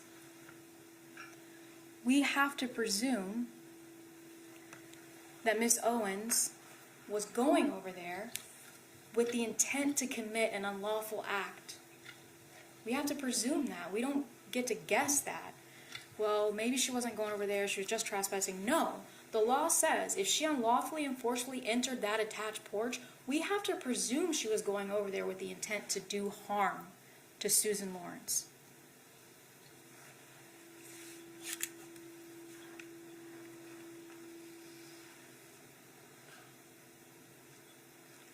This slide is really important. If you find that Susan Lorincz, who because of prior threats or difficulties with Ajike Owens had reasonable grounds to believe that she was in danger or death or great bodily harm at the hands of Ajike Owens, you may consider this fact in determining whether the actions of Susan Lorincz were those of a reasonable person. So let's talk about those prior incidents that we heard about. So Deputy Coleman testified. The state called him as a witness, and he told us, yeah, I went out there February of 2022. And he told us, Susan Lorincz told me that Ajike Owens had battered her with the trespassing sign, hit her in the leg. And Deputy Coleman spoke to Ajike Owens. And he told us that Miss Owens told him, my dog likes to defecate on Susan's property. That's his favorite spot, and I don't care. That's where he's going to go. And unless she can show me a deed or something other than that, that's where he's going to go.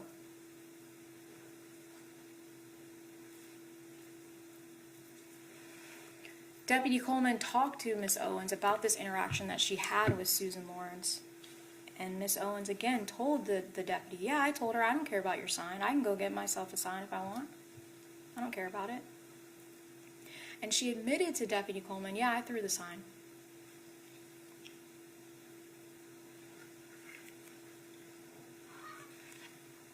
Deputy Coleman told Miss Owens, look, even though she's renting, that is not public space.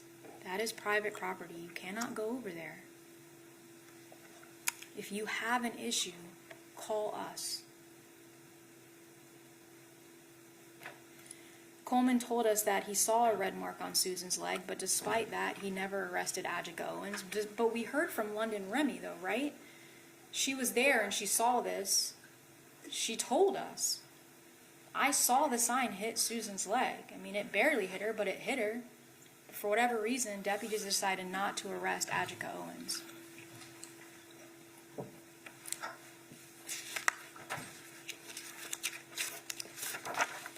Deputy Coleman told us that Susan Lorincz had taken a photograph of Ajike Owens when they were having this confrontation. And this was entered into evidence, and it was stipulated too that this is the photo that Susan Lorincz took of Ajike Owens on February of 2022.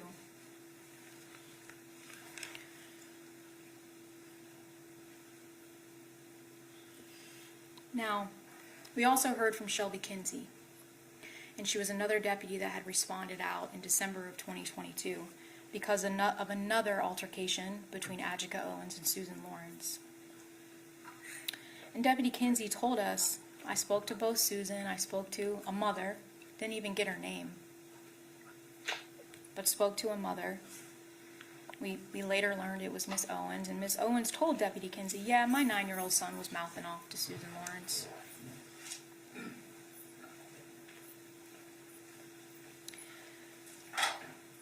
Miss Lorincz had told Deputy Kinsey that Miss Owens came to her house, knocked on her door, and said, if you treat my son like this again, I'm going to rip your ass out of your house and beat you up.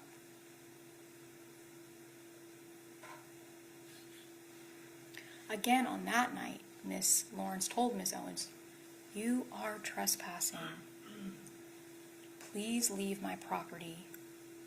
But Miss Owens didn't leave again on that night. She said, I have my son here, and I'm just going to talk to you about what happened. Susan Lorincz said, get off of my property. And when she felt threatened, she called the police, and that's when Ajike Owens left. Deputy Kinsey told us that Miss Owens herself said, Susan told me I was trespassing. Leave. I didn't leave. I wanted to talk to her about what happened with her and my son. Deputy Kinsey told us that Miss Owens herself told her, I said to Susan, if you walk up on my sons again, you're going to have to deal with me. Those were Miss Owens' own words.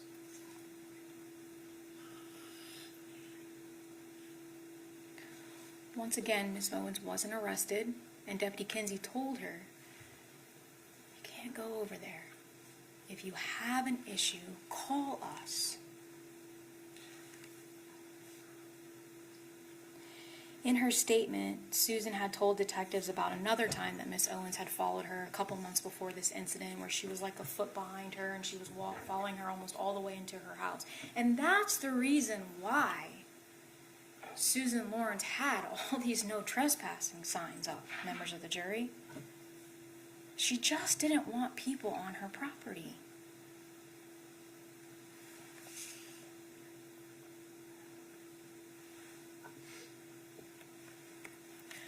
Now, this slide and this part of the jury instruction sort of deals with that same premise of if there's prior interactions between Miss Lorincz and Miss Owens. And this talks about if you find at the time of the alleged manslaughter by use of a firearm, Susan Lorincz knew that Ajike Owens had committed an act or acts of violence, you may consider that fact in determining whether Susan Lorincz reasonably believed it was necessary for her to use deadly force. Now, Mr. Buxman said, well, threw the sign, hit Susan Lorincz in the leg. London Remy told us that it did, but who cares? It was a flimsy little sign, no big deal. Maybe it's not a big deal to him, but it could be a big deal to Susan Lorincz as she's experiencing a traumatic situation, and it's something you have to take into account, and she knew that she had been previously battered by this woman. It was a big deal to her, to Susan, and that's what matters.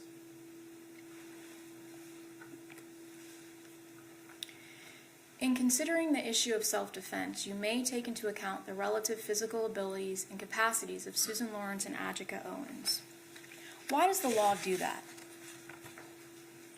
Because it recognizes that a 35-year-old, 293-pound woman is much more dangerous if she gets her hands on a 58-year-old woman with the physical problems that Susan Lorincz had on June 2nd of 2023.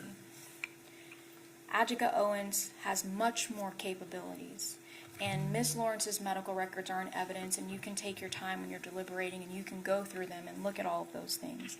And we heard Susan talk about all of the medical conditions that she was suffering from when she spoke to detectives about her cervical fusion and her bad knees, her knee going backward, and all of those things. The law says you have to take those things into consideration. I want to play this visualization for you one more time, but as you're watching it and as it transitions into the part where Susan Lorincz is in her home before she fires, I want you to focus on the door.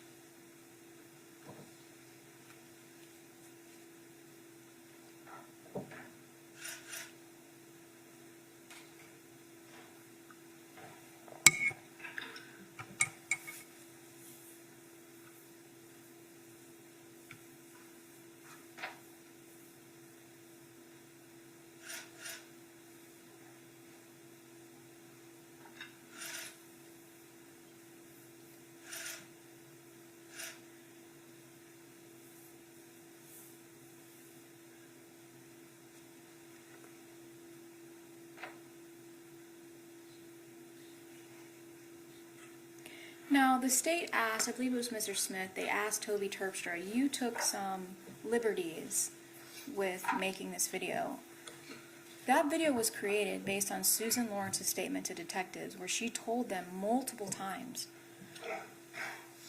I saw that door coming in. I saw that door moving. She says that multiple times throughout her statement. That is what she said. So you can imagine how she sees this door moving the way that it is, and she knows that the door frame is damaged. How scary that must have been for her. And she had a split second to make a decision whether or not to fire her weapon.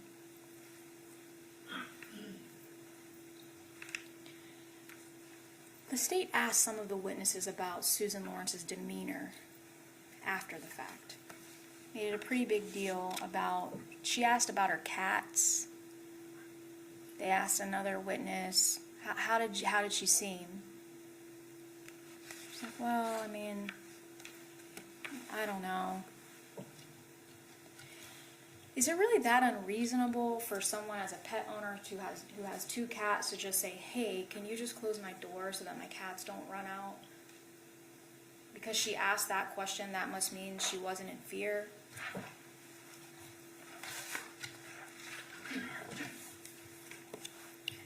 And I want to address this, this is my only chance to speak with you, and Mr. Buxman may get up and speak, or he will get up and speak after me, so I want to address this just in case. In her interview, Susan Lorincz, they ask her questions about her researching Stand Your Ground. On that second interview from June 6th of 2023. But if we go back and we remember, during that June 3rd of 2023 interview, the detective says to her, the law says it has to be imminent. And he's explaining to her sort of the law, and she's like, okay. Is it reasonable for someone to leave that interview and go and research? Like, man, I wonder what the law really says about this. Is that reasonable? Absolutely. The state argues that Ms. Lorincz knew that law enforcement was on the way, but we know it took law enforcement almost 15 minutes to get there. 8:54 is when she called 911. First officer didn't respond on scene until I believe it was 9:08. A lot can happen in 15 minutes, members of the jury, when you are in fear for your life. A lot.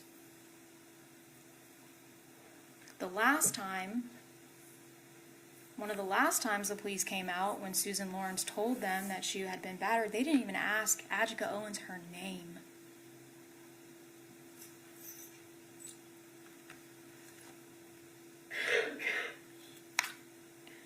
The state says it's only 2.5 minutes. Only 2.5 minutes have went by. But Dr. Bedard, he talked to us about that perception and how that can feel like a very, very long time. And the state introduced some videos that Susan Lorincz had taken earlier in the day, and they had introduced this umbrella, and they introduced these skates. Even Mr. Buxman in his closing admitted, like, none of that even really matters. But they took the time, they introduced those things. Why do they do that? Do these skates, the umbrella, these videos, prove to you in any way that Susan Lorincz wasn't reasonably afraid? Because remember, they have the burden to prove she wasn't acting in self-defense.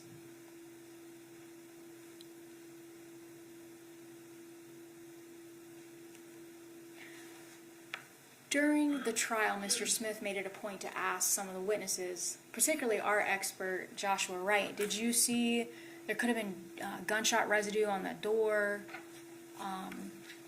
You know, all the stuff about the gunshot residue. Did their crime scene tech ever test the door for gunshot residue? Did you ever hear any of that? It took law enforcement over 2 weeks to even go out and collect that door and place it into evidence. And by that time, Charles Gabbard had already got his hands on it, sanded it down, filled it in, painted it over, before they even collected the door and placed it into evidence. A door that they made it a point to ask the witnesses, was there any dents, any scratches on it? Waited 2 weeks after Charles Gabbard had done work to it to even collect it.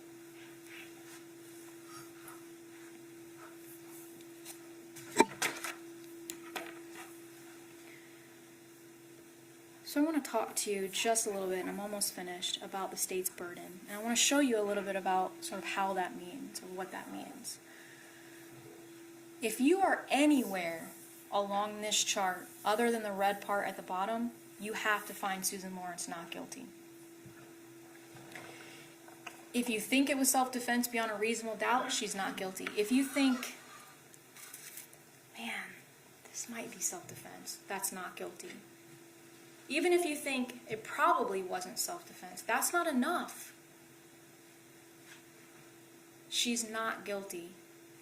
It's not until you get down here where they've proven to you beyond a reasonable doubt that it was not self-defense, that is the only way that you can find her guilty, because the law says so. Now this is the verdict form, and this is what you're going to see when you go back there to deliberate. And based on all of the facts and evidence, when you get back there and you're deliberating, we're going to ask you to check that box B. The defendant is not guilty. Thank you.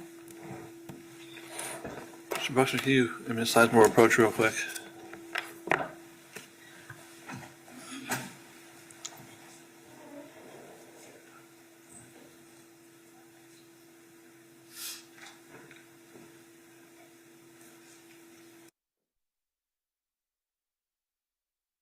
A very short break, then Mr. Buxman will have his concluding statements to you.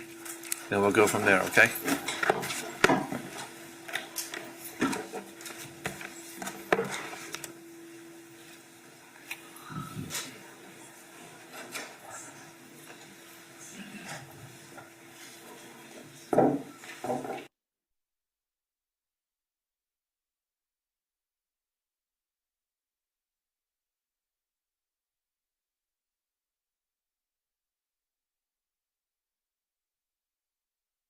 Very short break, and then we'll have some concluding arguments by Mr. Buxman. Then I will give the jury the rest of the jury instructions, probably 10 minutes or less on that. Then they'll deliberate, okay? I do want to express my thanks to all of you for how you've acted during this trial. It's been wonderful. Everyone has acted completely appropriately, and I really appreciate that. But I want to let you know something that I used to tell people all the time, is that everyone wants their side of the case to win. Everyone does that in a trial. But only one side can win a trial. And that's just the nature of things. please, whatever the verdict is, whenever it comes back, remember that this is a courtroom. Everyone just remain silent. Ms. Lawrence, you'll remain silent. Everyone in the audience will remain silent. We'll have a few more things to do with the jurors, and then they'll be excused. Then, as far as you're in this courtroom, everyone don't say a word. Please don't express any, depending on whatever side of this you're on, no joy, no anger, no clapping, no nothing, okay? This is a courtroom. You're free to do whatever you guys want outside the courtroom. But in the courtroom, you're not free to do whatever you want. Everyone's got to keep the same perfect behavior we've had already. Again, I really appreciate that. I know that you can keep it up for the very short time we have left. We'll take about 10 minutes, and then we will finish everything up, and the jurors will do their deliberations, okay? Thank you very much.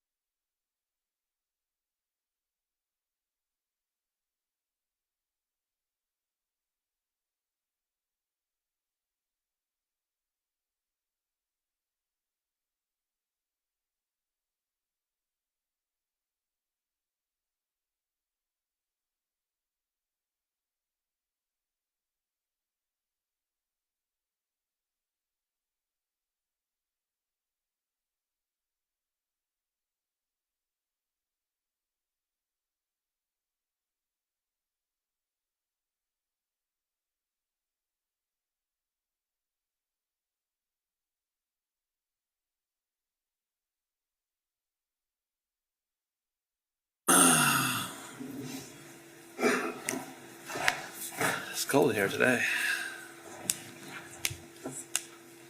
You doing a second one, or you doing both? Okay.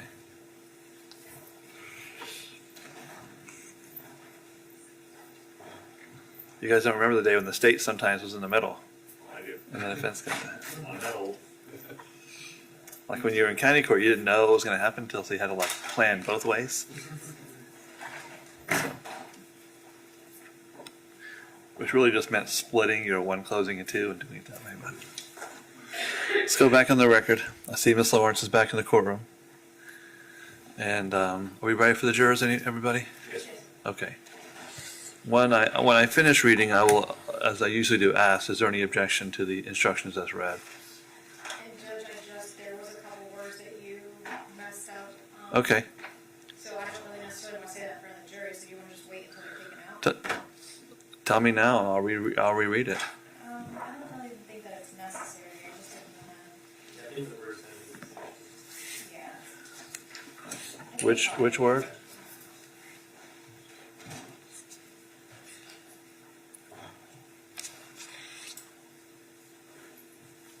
I mean, if you have an objection, I need to address it now, and I'll re-instruct. I have no objection. But if you want me to is it like something? I think you just said when there was,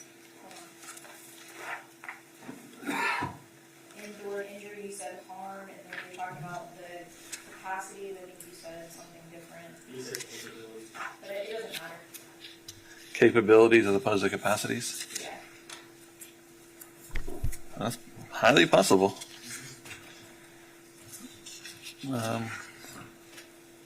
Where is that in justifiable use of deadly harm?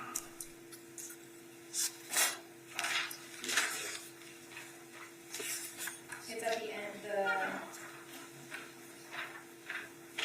for the capacities one? For which one? Are you asking about the capacities one? Yeah. Yeah, it's in justifiable use of deadly force under, when you're talking about the physical capabilities between the two.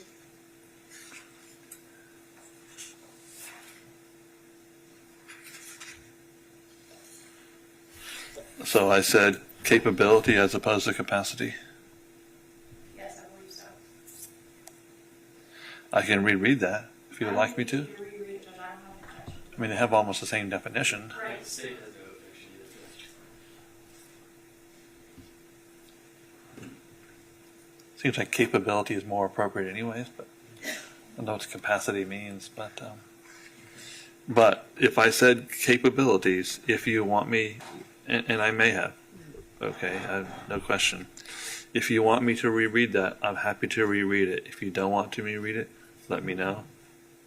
I don't think you need to reread it. Okay, so you do not want me to reread it? Correct. Okay, so the two words are basically interchangeable, more or less. So if anyone wants me to reread it, I apologize for misreading a word. If anyone wants me to reread it, tell me now. If not, then I'll consider it waived. All right, so I'll consider it waived. And we'll bring it back, and I'll try to make sure I enunciate each word more clearly.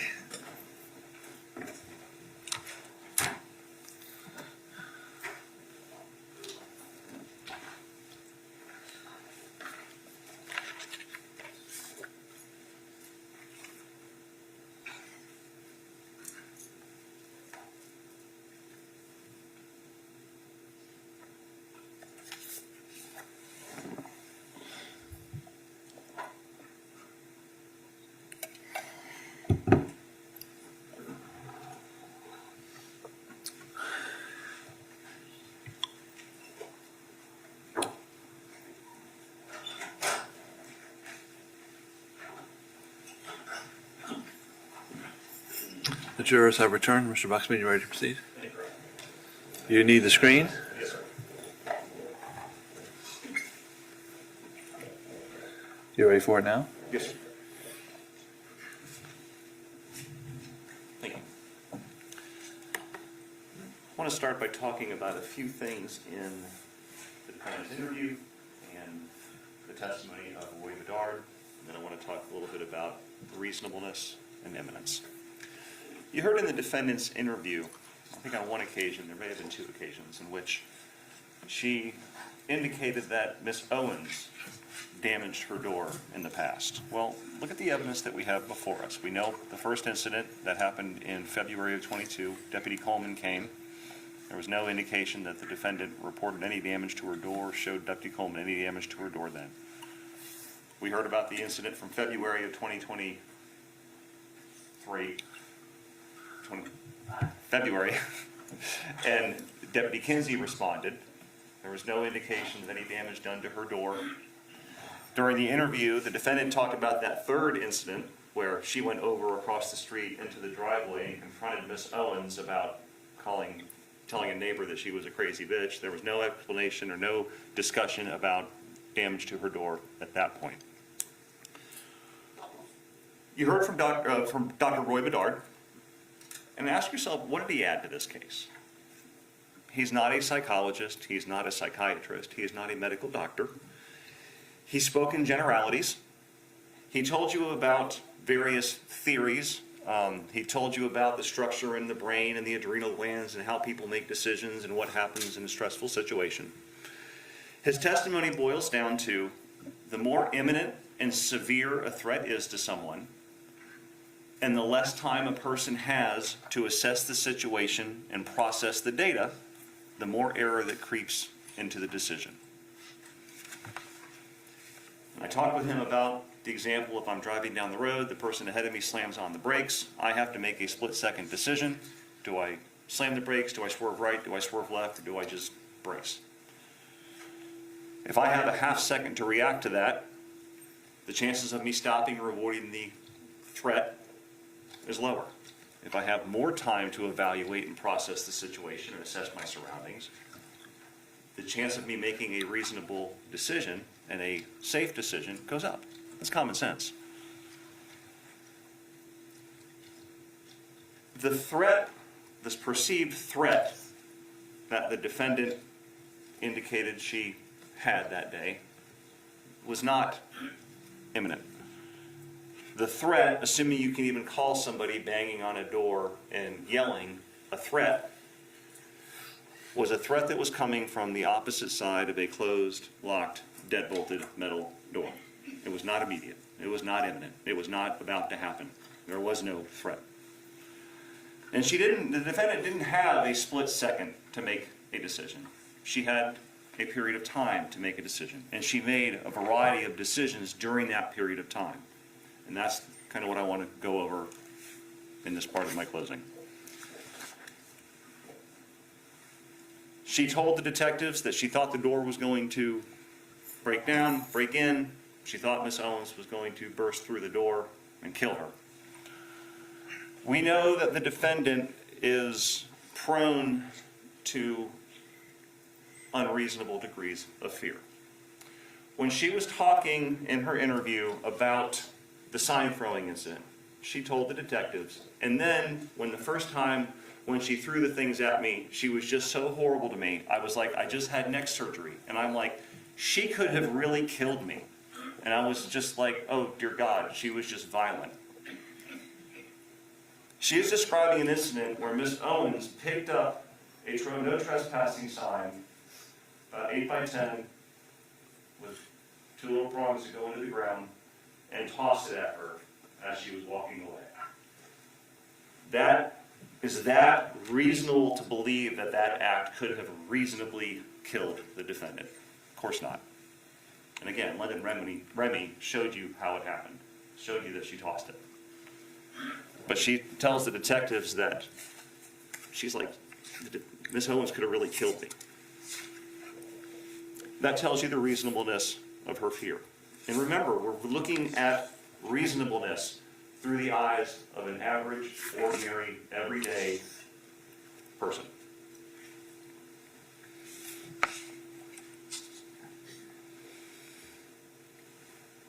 You heard about, and we talked about the incident, the second incident that Deputy Kinsey responded to. And Deputy Kinsey told you that she walked up and talked to the defendant. The defendant's first complaint was about the kids trespassing. And only after that does she explain or say that, oh, Miss Owens said that she was going to drag me out and whip my butt. It's interesting that she never mentions anything about that on the 911 call. She doesn't say, oh my God, I had to shoot through this door, this woman had threatened me in the past. She doesn't say that. She doesn't mention anything about that statement in either of her 2 interviews, despite talking to the detectives for hours.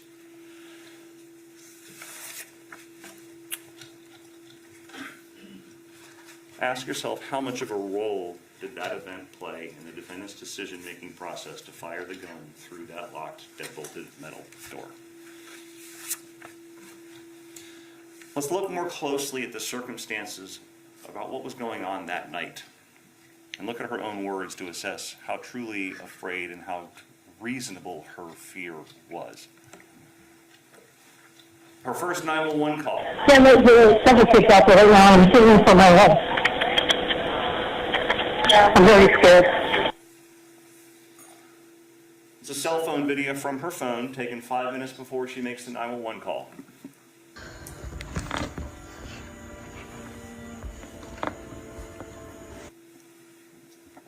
That's what's causing her fear. That's taken moments before she calls 911. Ask yourself, is that a reasonable fear? That she's in fear for her life? That's not reasonable. So she tells the 911 operator that she is so afraid of these children, she's in fear for her life from these children. Does she run into her house, barricade her house that very moment? No. About 30 or 40 seconds before she calls 911, she's outside taking more video. But she just tells the 911 operator she was in fear of the children. Ask yourself again, is that reasonable? Her actions are completely inconsistent with somebody being in fear for her life from those children.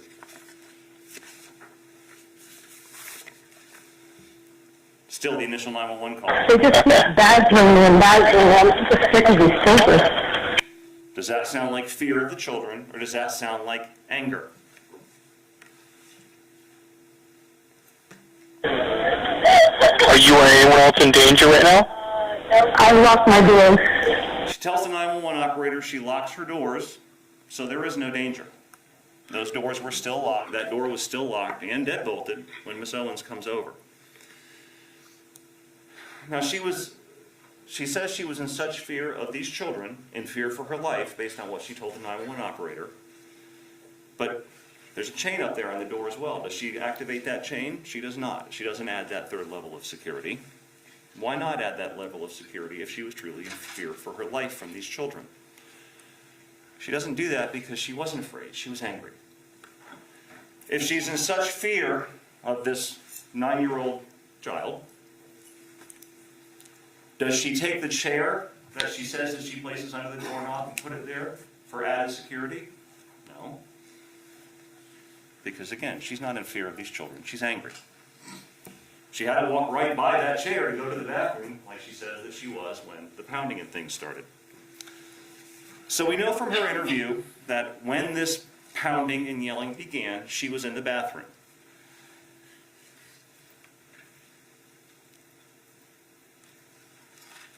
She hears this pounding and yelling, and she is so afraid, she goes and washes her hands. She tells you that the pounding and yelling stopped. Like it would stop if somebody is banging on the door, come out, and there's a pause for the person inside to come to the door or to react or acknowledge. Then when there is no reaction or no answer to the door, the pounding starts up again and gets louder. That is the complete opposite of somebody who is trying to get into the house. Again, there is no evidence that Ms. Owens was trying to get into the defendant's house. If she wanted to, she had every ability to do so. But she's banging, come out, pause and wait, bang again. And then the gunshot happens. If she wanted to get into the house, why not shatter the sliding glass door? Why not continually bang? Why not throw the body up against the door? None of that happened. We heard from Uriel Rodriguez who said none of that happened. She was banging. And she was banging hard. State never tried to hide that, and I never tried to suggest otherwise. She was banging hard.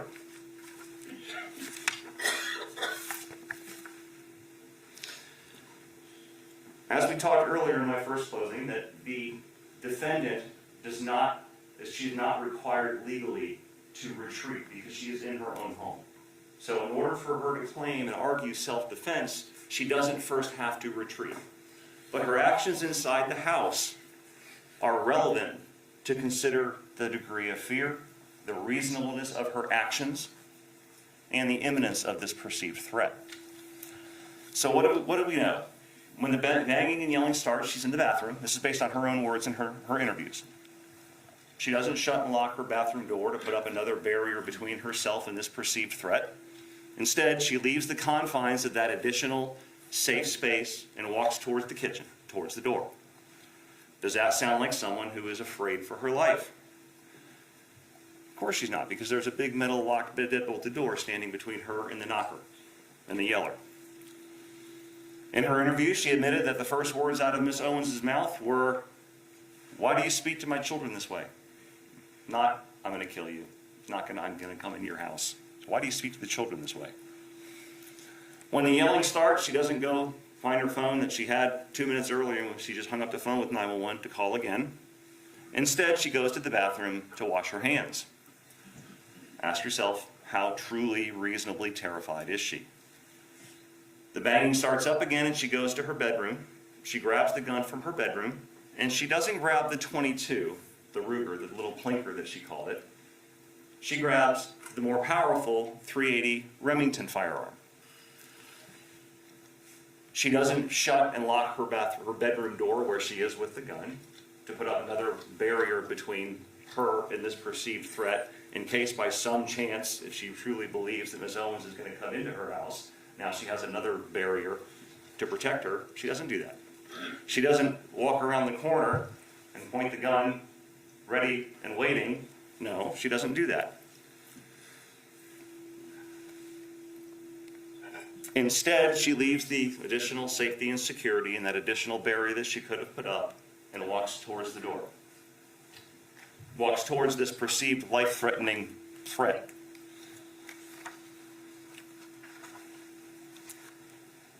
She says she walks up to the kitchen table, she raises her firearm, points it at center of mass, where a person would be, and pulls the trigger. One shot. Not a panicked flurry of gunfire. One controlled, precise shot. A kill shot.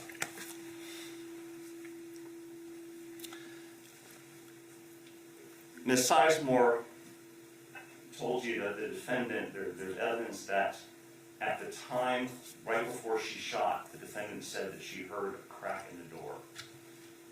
You will listen to both interviews and the 911 call. You look at the transcripts. If you want to listen to them again, you have every right as a jury to listen to those interviews again. Nowhere in those interviews does she say anything such as, "I heard the door breaking, I heard the door cracking before I fired." If you want to listen to them again, you have every right to do so. There is no wood splinters on the floor. There's no new damage to the door frame. There's no wood hanging off when the deputies get there and the crime scene investigators examine it. There's no evidence whatsoever to indicate that there was a crack before the gunshot took place. You heard from Josh Wright and Toby Terpstra. They collectively created the diagram as well as the digital animation. And using the diagram created by the defense, before we do that, Catherine Medina, there was discussion about Catherine Medina doing the trajectory analysis and how that she didn't calibrate certain things. Her role was not to do a full-blown trajectory analysis. She's told you she doesn't have the training and the experience to do that. Her goal was to create a general representation of the trajectory. And even Josh Wright said, based on what she did, it may be a little larger cone of error, but her job and what she did and her representation was a good representation of where the defendant would have been in the path of the travel of the trajectory of the bullet. But take the diagram provided by the defense as true. Who fires a gun like this? She's trained, she's gone to the range, she's practiced. I think in her interview she said she's watched videos of how to properly shoot and things like that. She even demonstrated in her interview that she held the gun like normal people hold the gun. People don't hold the gun over your head like that. That's the representation provided by the defense.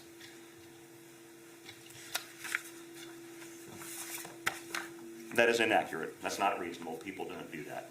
In order for the gun to be brought down lower, she has to advance closer and closer to the door to maintain that trajectory line. Now, ultimately, does it really make much of a difference where the defendant is standing in her house when she fires? Not really. Does it matter if she's standing right by the kitchen table or if she's standing a foot or two up or a foot or two back? Not really. It doesn't change the facts in this case. What's important about where she's standing is, assuming she's even standing where she says she was standing, what's important is, after she gets the gun, she's approaching the door. She's walking towards whatever this life-threatening threat that she thinks there is. She's approaching that threat. That is inconsistent with somebody who is afraid for their life. That's, unless you're a law enforcement officer, or military, or firefighter, most people don't approach the threat. They don't run towards the threat. You heard and saw the video reenactment created by Mr. Terpstra. He admitted that that was based on the defendant's version of events. The video and the way he went about creating it, it was pretty cool. It was neat. But ask yourself, what does it add to this case?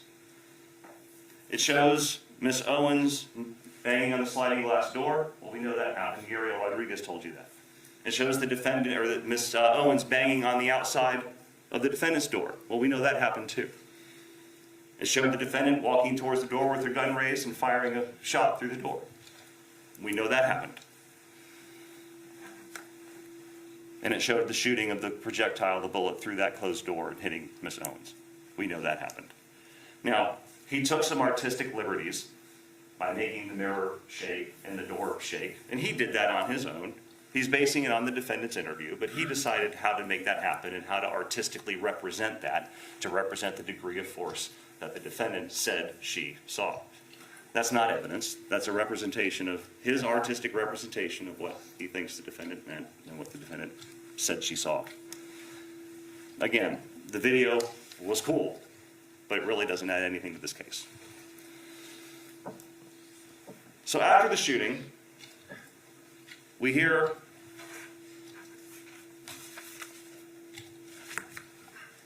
she makes the second 911 call.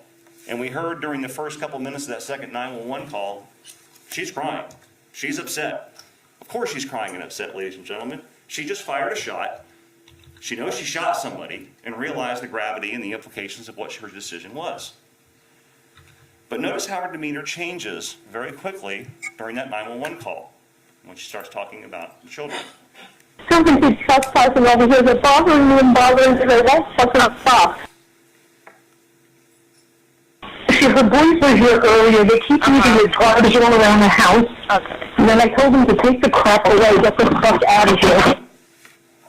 That's after she fires and after the first initial minute or two of her crying. She's still angry on the 911 call. You saw Deputy Barbosa's body-worn camera when they had first made contact with the defendant. That happened right after she hung up with 911. She wasn't hysterical. She wasn't bawling her eyes out. She was calm. She was cool. She was collected. I think she asked to go in and get water and asked for something to be done with the cats. And look at her demeanor within minutes of being placed in the patrol car. She's, again, not crying. She's not hysterical. This goes to the reasonableness of her fear. Deputy Welfenberg described her demeanor as indifferent. As I said earlier, ladies and gentlemen, the law requires the threat of death or great bodily harm to be imminent before deadly force is used. There was no imminence at the time she fired that gun. The word imminent is very important. It's included in the law and the instructions for a very important reason. In order for the defendant to lawfully use deadly force, the threat to her life had to be imminent, had to be ready to happen, had to be staring her in the face such that she had to act at that moment to protect herself. Now, some of the defendant's medical records were introduced, and there's no dispute that she has those medical records and she has some medical conditions.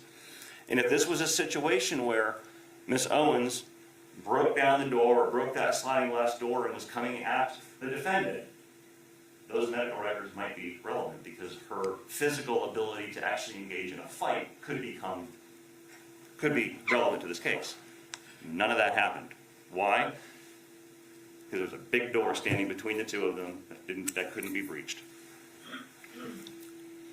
The defendant knows what imminent means. You heard in in one of the interviews that she did, she gave an example to the detectives. She said, imminent danger is like when a 4-ton truck is coming straight at you and they are swerving with you as you try to run away.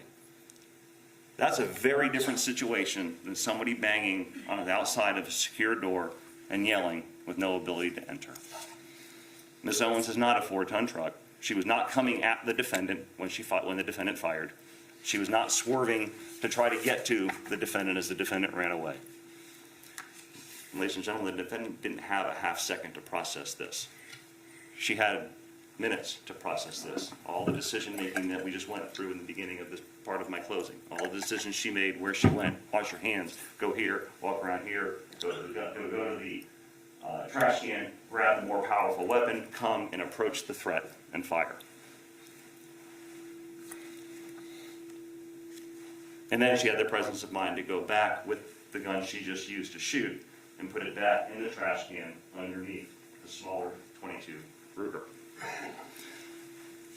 Ladies and gentlemen, as a society, we do not condone shooting another person because of an act that may occur in the future, or because X, Y, and Z may happen, and I may be forced to defend myself. Law enforcement officers are not allowed to go around shooting people because the person may have a gun, may pull it out, may threaten the officer with it. Objection, part of our argument. That's sustained.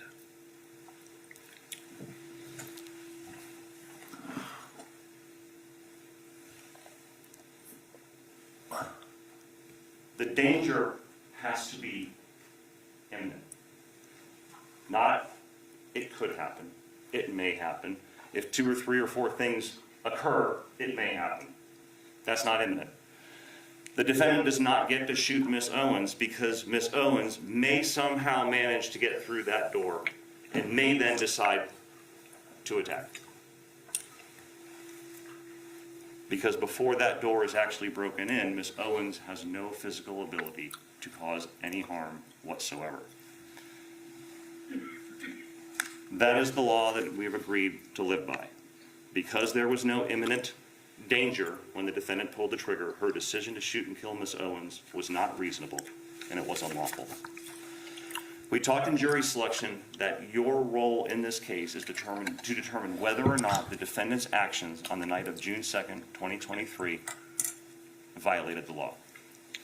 It is not anyone's role here to determine if the defendant is a good or a bad person. And this decision that you're about to make should not be based on sympathy to Ms. Owens, her family, sympathy to the defendant. Your decision in this case should be based on the law as the judge reads it to you and how the facts that you know that have been proven apply to that law. And as I said when I started this, the facts really aren't in dispute. Ms. Owens is banging on the door yelling. She's angry. She's angry about how the defendant treated her children. Ms. Owens is not trying to jiggle the doorknob or break down the sliding glass door, break the window, not trying to get into the house in any way. Law enforcement was on their way. She gets her gun. She fires one shot, center of mass, which kills Ms. Owens. The judge will tell you that it's your duty to determine if the defendant is guilty of manslaughter. If you find the defendant guilty, it is his job to determine what the proper punishment or sentence should be, not yours. I submit to you that if you are back in the deliberation room talking about the case and you're thinking, what's going to happen if she is found guilty? You've already made your decision that she is guilty, because that's what the evidence has proven. After you boil down the facts and circumstances, you really have to answer one question, like I said when I started.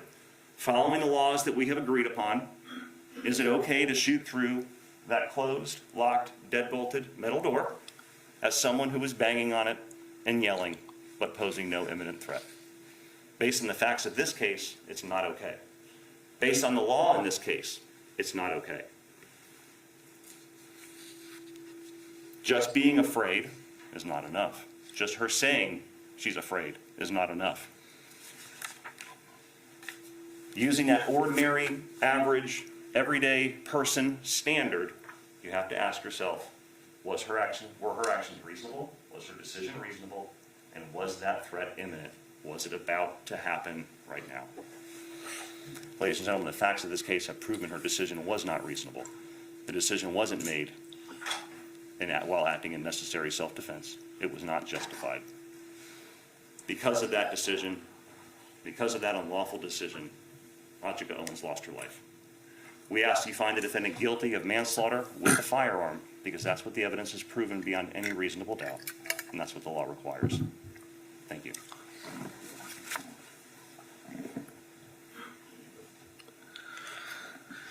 Ladies and gentlemen, if you listen carefully, have your final instructions, okay?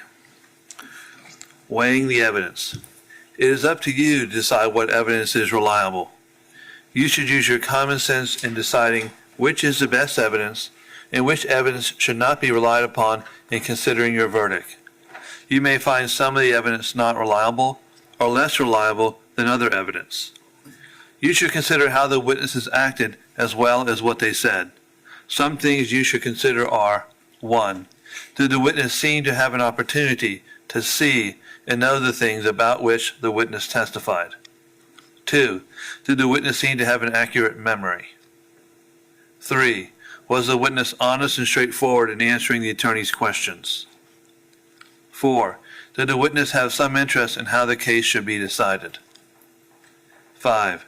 Does the witness's testimony agree with the other testimony and other evidence in the case? 6. Has the witness been offered or received any money, preferred treatment, or other benefit in order to get the witness to testify? 7. Did the witness at some other time make a statement that is inconsistent with the testimony he or she gave in court? Whether the state has met its burden of proof does not depend upon the number of witnesses it has called or upon the number of exhibits it has offered, but instead upon the nature and quality of the evidence presented. The fact that a witness is employed in law enforcement does not mean that his or her testimony deserves more or less consideration than that of any other witness. Expert witnesses are like other witnesses, with one exception.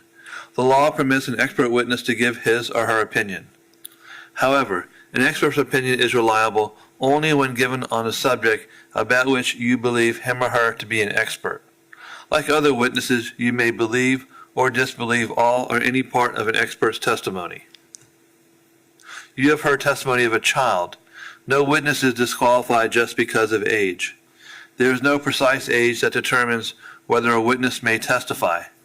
The critical consideration is not the witness's age, but whether the witness understands the difference between what is true and what is not true, and understands the duty to tell the truth. It is entirely proper for a lawyer to talk to a witness about what testimony the witness would give if called to the courtroom. The witness should not be discredited by talking to a lawyer about his or her testimony. You may rely upon your own conclusion about the credibility of any witness. A juror may believe or disbelieve all or any part of the evidence or the testimony of any witness. The Constitution requires the state to prove its accusation against the defendant. It is not necessary for the defendant to disprove anything. Nor is the defendant required to prove her innocence. It is up to the state to prove the defendant's guilt by evidence. The defendant exercised a fundamental right by choosing not to be a witness in this case. You must not view this as an admission of guilt or be influenced in any way by her decision. No juror should ever be concerned that the defendant did or did not take the witness stand to give testimony in the case. A statement claimed to have been made by the defendant outside of court has been placed before you. Such a statement should always be considered with caution and be weighed with great care to make certain it was freely and voluntarily made. Therefore, you must determine from the evidence that the defendant's alleged statement was knowingly, voluntarily, and freely made. In making this determination, you should consider the total circumstances, including, but not limited to, 1. Whether, when the defendant made the statement, she had been threatened in order to get her to make it, and 2. Whether anyone had promised her anything in order to get her to make it. If you conclude the defendant's out-of-court statement was not freely and voluntarily made, you should disregard it. There are some general rules that apply to your discussion. You must follow these rules in order to return a lawful verdict. 1. You must follow the law as it is set out in these instructions. If you fail to follow the law, your verdict will be a miscarriage of justice. There is no reason for failing to follow the law in this case. All of us are depending on you to make a wise and legal decision in this matter.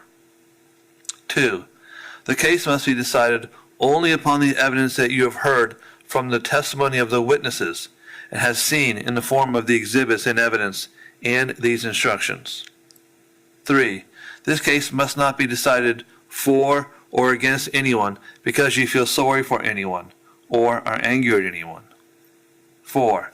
Remember, the lawyers are not on trial. Your feelings about them should not influence your decision in this case. 5. Your duty is to determine if the defendant has been proven guilty or not in accord with the law. It is the judge's job to determine a proper sentence if the defendant is found guilty. 6. Whatever verdict you render must be unanimous. That is, each juror must agree to the same verdict. 7. Your verdict should not be influenced by feelings of prejudice, bias, or sympathy. Your verdict must be based on the evidence and on the law contained in these instructions.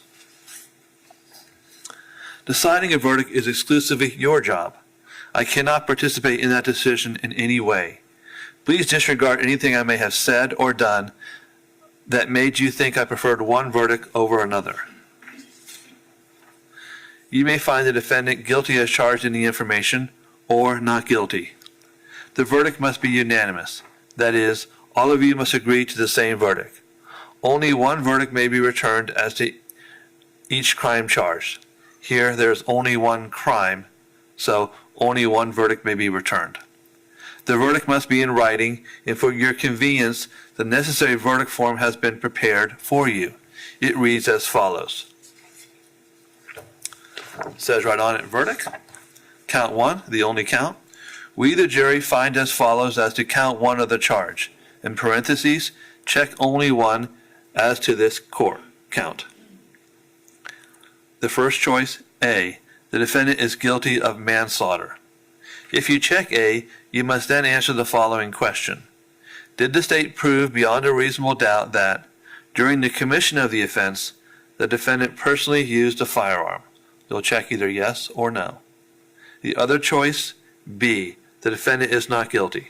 So say we all, dated, this is the 16th day of August, 2024. This will need to be signed in pen by the foreperson, and the bailiff will have a pen back there for the foreperson to use. In just a few moments, you will be taken to the jury room by the bailiff. The first thing you should do is choose a foreperson who will preside over your deliberations. The foreperson should see to it that your discussions are carried on in an organized way, and that everyone has a fair chance to be heard. It is also the foreperson's job to sign and date the verdict form when all of you have agreed on a verdict, and to bring the verdict form back to the courtroom when you return.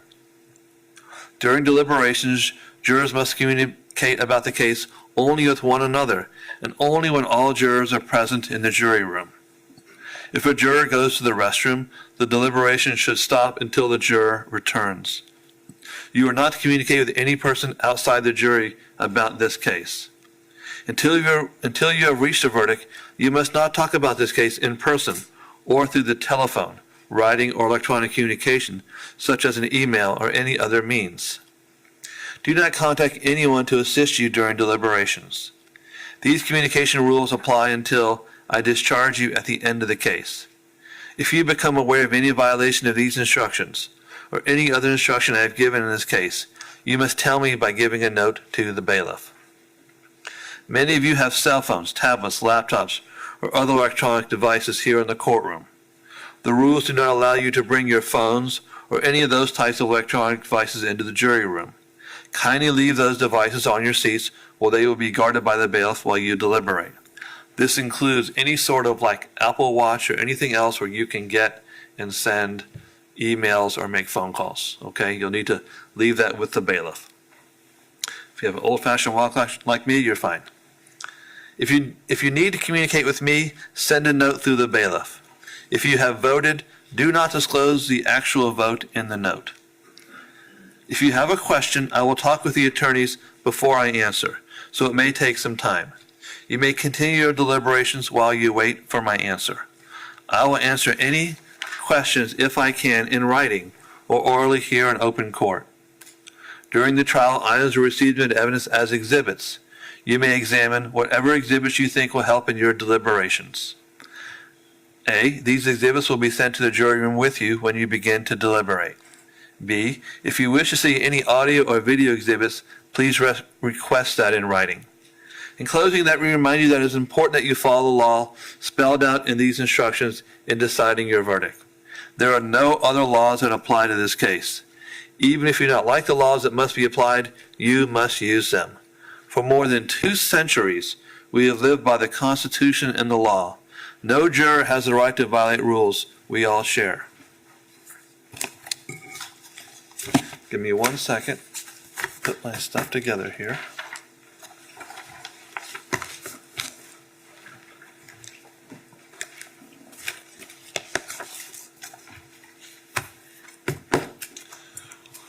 At this point, in just a few moments, you're going to go back to the jury room, okay? We'll have your lunch for you shortly. You can either eat lunch and then deliberate, or deliberate through lunch. Choice is yours, okay? The evidence, the physical pieces of evidence that you can physically see and touch and look at, they'll be brought into the jury room for you.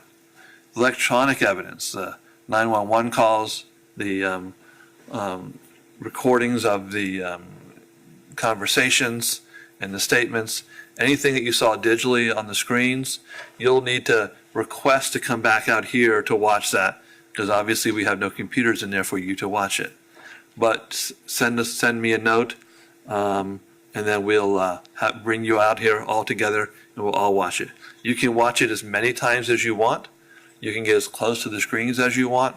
The choice is yours, okay? There's no limit on your deliberations. You can take as long or as short as you need to decide this case. The final instructions that I just read, these instructions are for the foreperson. I have put the verdict form on the back of the instructions so it's easy to find. The other 5 copies are for the other 5 jurors. They don't have a verdict form, okay? The reason I said 5 is because 2 of you have been serving as alternates, and the alternates will not go back into deliberation. What's going to happen is you'll still get your lunch, but we'll have you take that in another room, and then I'll discharge you after that, okay? The alternate jurors are, and remember your numbers, juror number 7 and juror number 8. If you're our juror number 7 or number 8, I'm going to ask you, do you have anything left in the jury room? If so, please retrieve it at this time and bring it out here.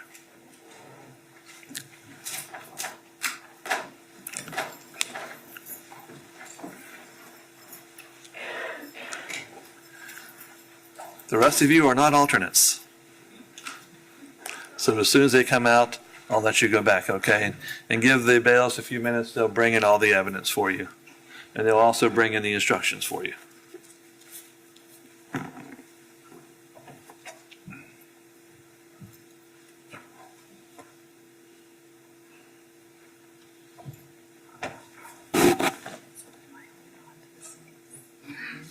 Yeah.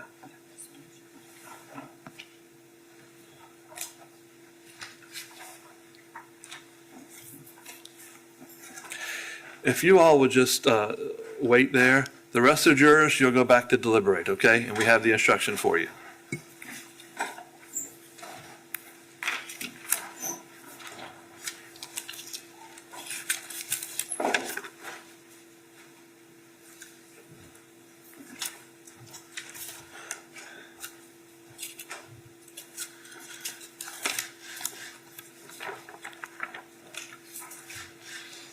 what I'm going to do is we'll have your lunch for you in the other room, and then when you're done with your lunch, we'll take care of you being discharged, okay? I'm going to ask you, even though you go home, not to look up anything about this case or discuss anything about this case until the end of the night, okay? Or if you hear the case is over. The reason for that is if something happens to one of these jurors, you could be brought back in to participate in deliberations. So I need to keep you as pristine as you are now, okay? So we'll take jurors number 7, number 8 to the other jury room, give them their lunch, and then you'll be discharged with my thanks. And I do appreciate it. Have a very pleasant day.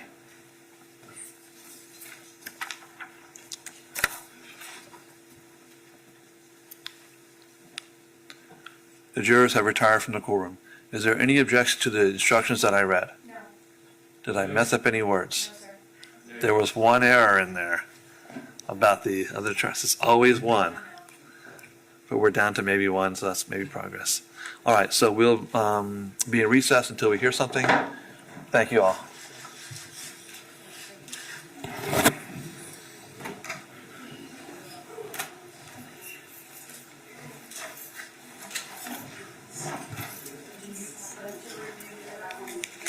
Y'all look at the evidence going back?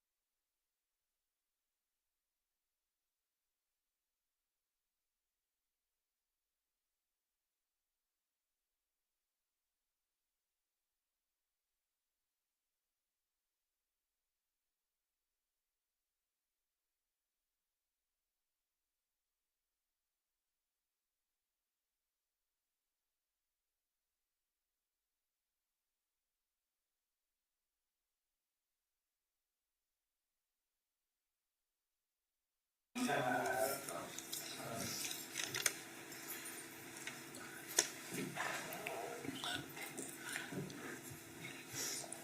right, let's go back on the record on Ms. Lorincz. I see Ms. Lorincz is here. The parties are here. The question, it says from juror number 2, can we listen to both 9/11 calls? Any objection to that by anybody? No, Your Honor. All right. And if I don't know if I believe I asked, but there was no objection to the instructions that I read. Is that correct? No one objecting to the instructions Correct. as read? No objection. Actually, I think I mentioned it, but I can't remember. Let's bring it back in. Can we get that queued up or? It's ready. Want to make sure the volume is working correctly.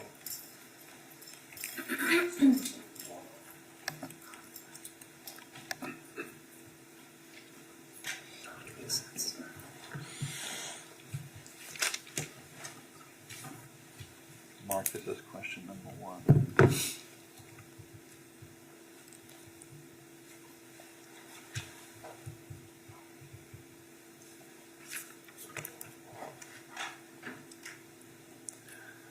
You can also only part of the paper. So some people use the whole paper for just a simple question.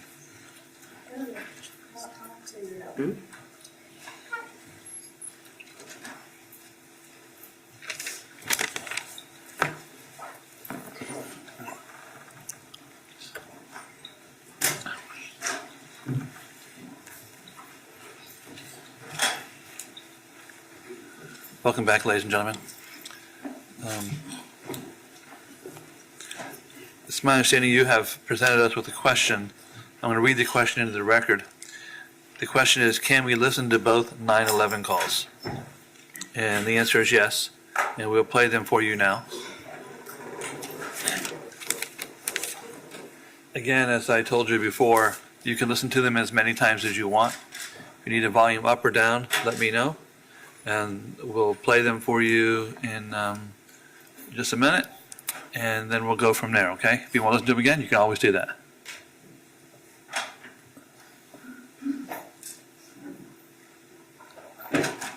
We're playing them the first one first. 911, what is the address of emergency? 1662 Southwest 107th Lane. Alright, and then can you repeat that for me one more time to make sure I have it correct? 1662 Southwest 107th Lane. Alright, what is your phone number in case you get disconnected? 352-777-5909. What is your name? I'm sorry, you said your name was Susan? Yes, And what was your last name, Susan? Lorincz, L-O-R-I-N-C-Z. Alright, and tell me exactly what happened. I got kids trespassing down there, leaving all the toys around. It's just screaming and just being absolutely obnoxious. I went into the roller skate over to the other side. The kids said I'm going to beat you up for that. And he's mouthing off to me. Alright. Threatened in my own head.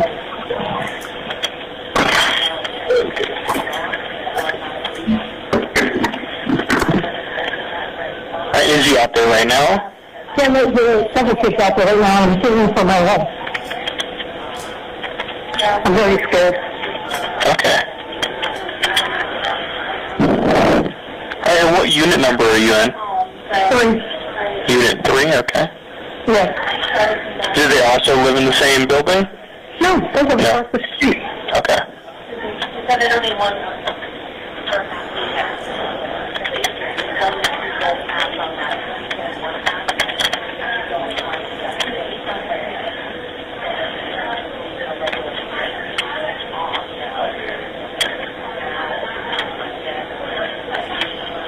Was there any weapons involved? And then, How many people are involved? earlier there was about 20 kids out here swimming around. After the room, there was 2 rooms, now there's 2 doors. 3? Yes. Okay. That's nice. You can use your discretion and get there without a call. But recognize if you got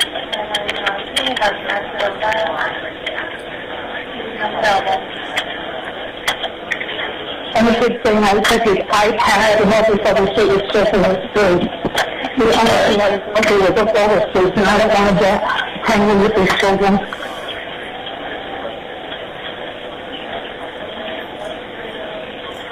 Alright, and are they white, black, Hispanic, or Asian? I think one is Hispanic, the other two are black. Alright, and then the Hispanic, how old would you say he is? That's wrong.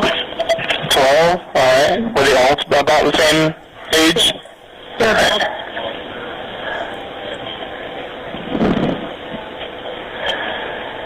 Alright, and then the Hispanic male, what is he wearing? He's got, I think, a t-shirt and pants on. Do you know what color t-shirt? No, I couldn't tell him that. Okay. I just don't like them coming around my house. They've been coming onto my deck, my patio, and it's telling me, get up, get up. And I'm watching TV and stuff. They have no business over here. There's no trespassing sign.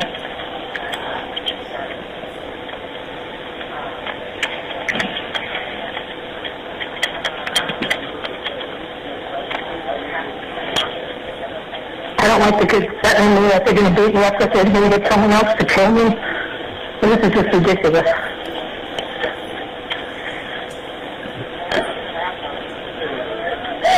Are you or anyone else in danger right now? I lost my doors. Alright, who is in charge of the property? Charles Gabbard. I'm sorry? Charles Gabbard owns the actual property. Alright, but are you on the lease? Oh yeah, I'm just, Okay. I leased the 1 unit. They just keep badgering me and badgering me. I'm just sick of these children. Now that they're home from school, it's like, craziness. I do want you to avoid that person and then keep your doors and windows locked. An officer will be dispatched as soon as possible. Do you want the officer to contact you? Please, yes. Alright. Because what's going to happen is mom's going to go out, wait for the officer on one and say, oh my God, I was threatening his kid. Which just isn't true. Alright, and then I'm going to go ahead and let you go, but please call us back if anything changes or if you get any further information or if they do leave, okay? Okay, thanks. Thank you. Alright, bye-bye. Bye.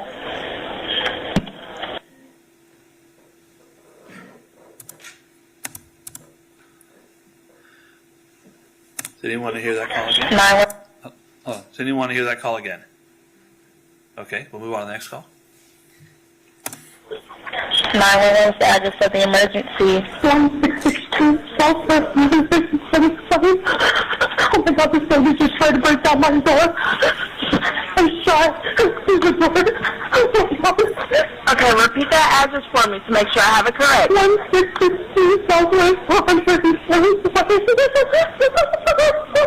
Okay, what is your name? Okay, what's going? Take a deep breath for me. Calm down. Oh my God. You said someone tried to break down your door. Is that correct? Yes, the woman was screaming and yelling and she was trying to break down my door and she was... Okay, it was a female? Yes. I didn't know what to do. I grabbed my gun and then shot at the door.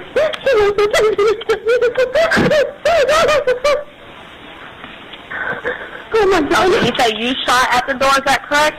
Yes, I shot at the door because she wouldn't stop. I thought to get away and she wouldn't. She just started to say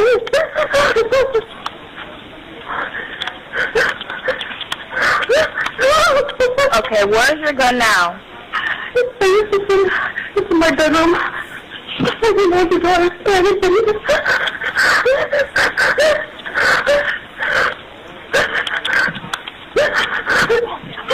This is the woman who attacked me. Okay, do you still see the subject? I don't know where she is. I'm still in my house. I didn't open my door to her.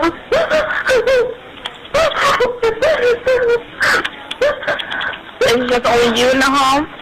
Yes, it's just me. Okay, I just need you to lock all your doors and windows, okay? I have.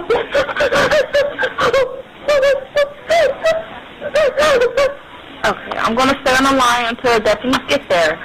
Okay. Someone's going to come and kill me. And did you know her? Yes, She's come after me several times because of her children. Her children keep trespassing over here. They're bothering me and bothering me. They won't fucking stop. Is she a neighbor? Yes. Do you know where she lives? She lives at 1663 Southwest 107th Lane. 1663 Southwest 107th Lane, is that correct? Yes. Okay.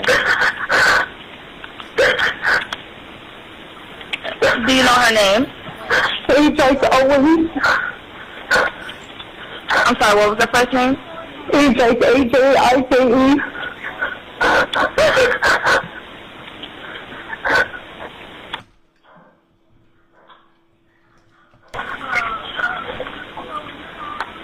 Okay.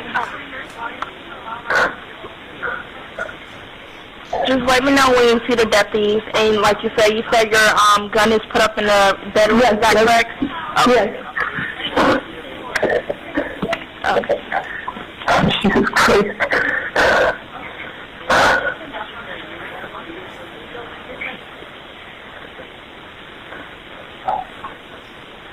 And what unit number is for the subject? I don't know. I don't know if she's one or two. Okay. She has an old broken down Honda or something in the white car in front of her house. It's all garbage. You said a white Honda? Yes. And then she has a new Acura.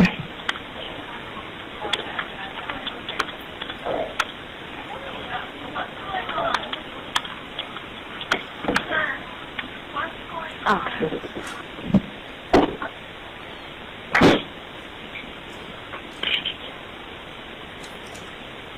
You're doing good. Just take a deep breath for me. We do have deputies on the way, okay? Okay.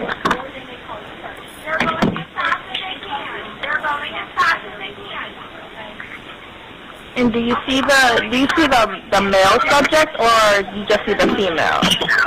See, the boys were here earlier. They keep leaving the garbage all around the house. Okay. And then I told them to take the crap away, get the stuff out of here. Do you know where the boyfriend is now? I'm sorry? Do you know where the boyfriend is now? No. Okay.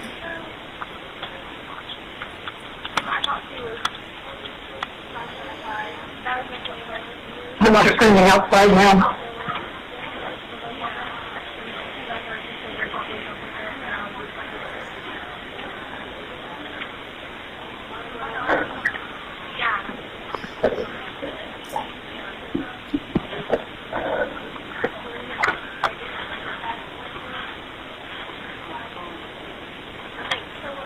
And we do have deputies getting close, okay?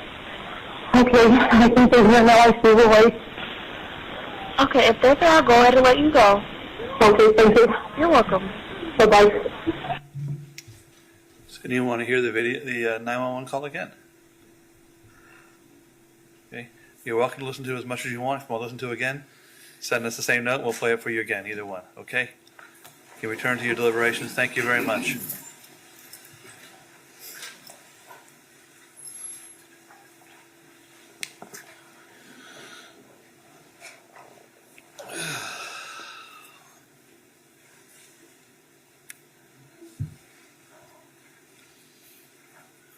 All right, the jurors have retired from the courtroom. We'll wait for their communication from them. Go into recess.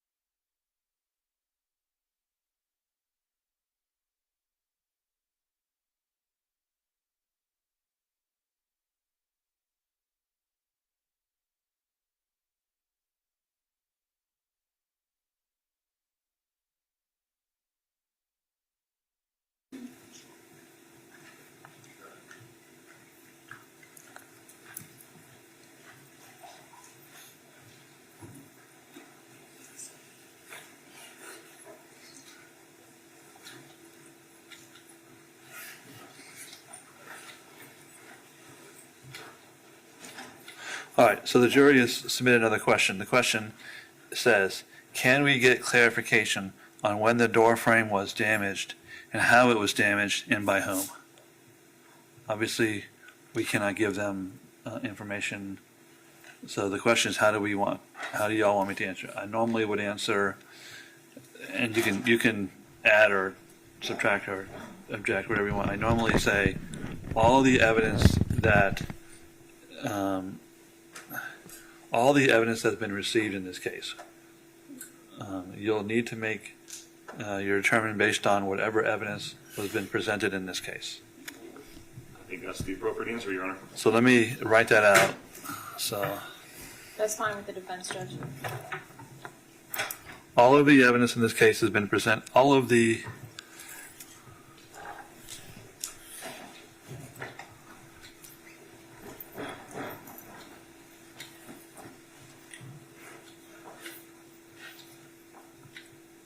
I'm going to say we cannot answer your question.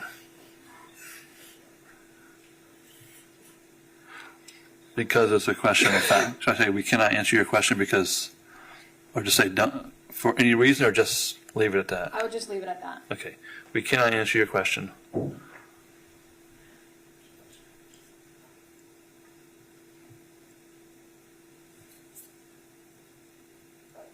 Trying to get that second phrasing down. I think what I'll say is you will need to make your decision based on the evidence that has been presented. Yes. Yes, sir. Okay.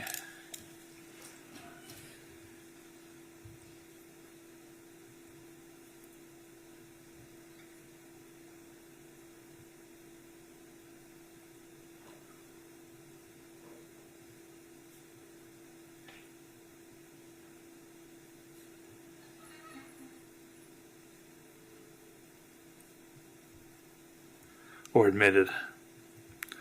Because I hate to give anyone the idea that there's more evidence that they don't know. I just want to say it. So I'll say this. We cannot answer your question. You will need to make your decision based on the evidence that has been admitted. Yes, sir.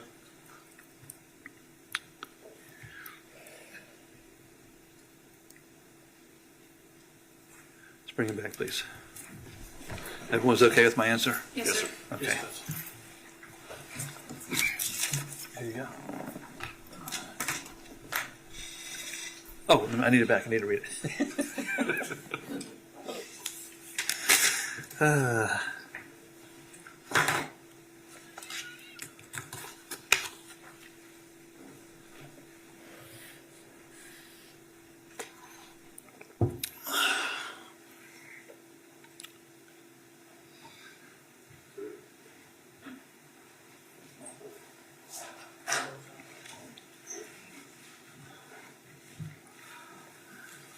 Welcome back, ladies and gentlemen.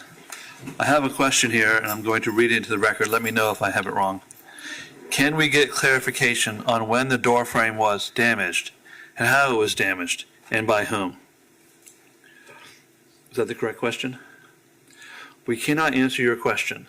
You will need to make your decision based on the evidence that has been admitted. All right?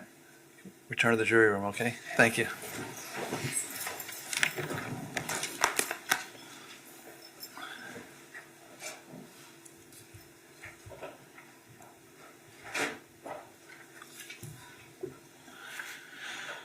Okay. We'll go into recess once again.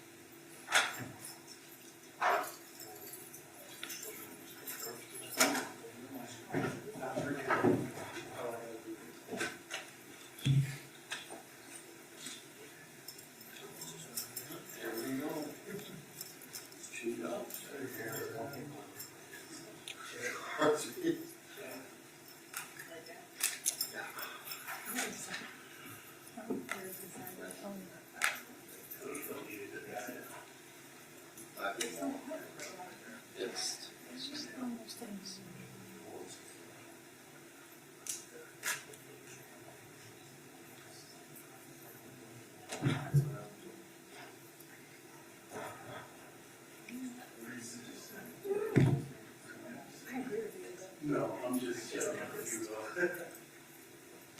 But you can just, yeah, I'm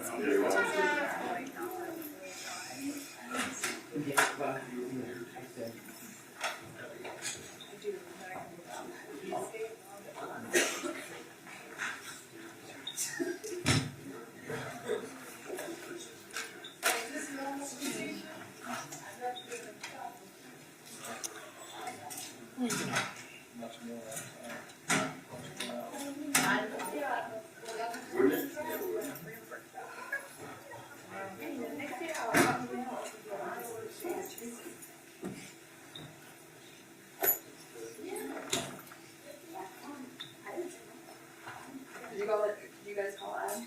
Or I didn't. Can you call him? I can call him. I'll get that. I don't know. I That's thought I gonna did, but take I me don't. a lot of it, call it all back up, so sorry. I can text Rich.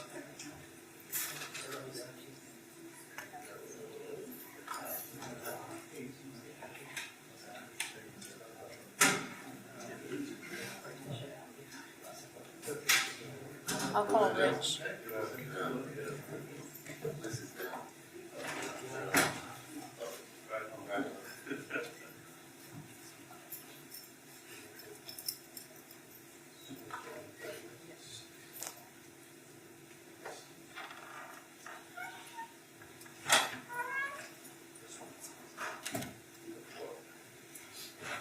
It's fine. Rich isn't answering either. I'll send Rich a text. I will. There he is right there.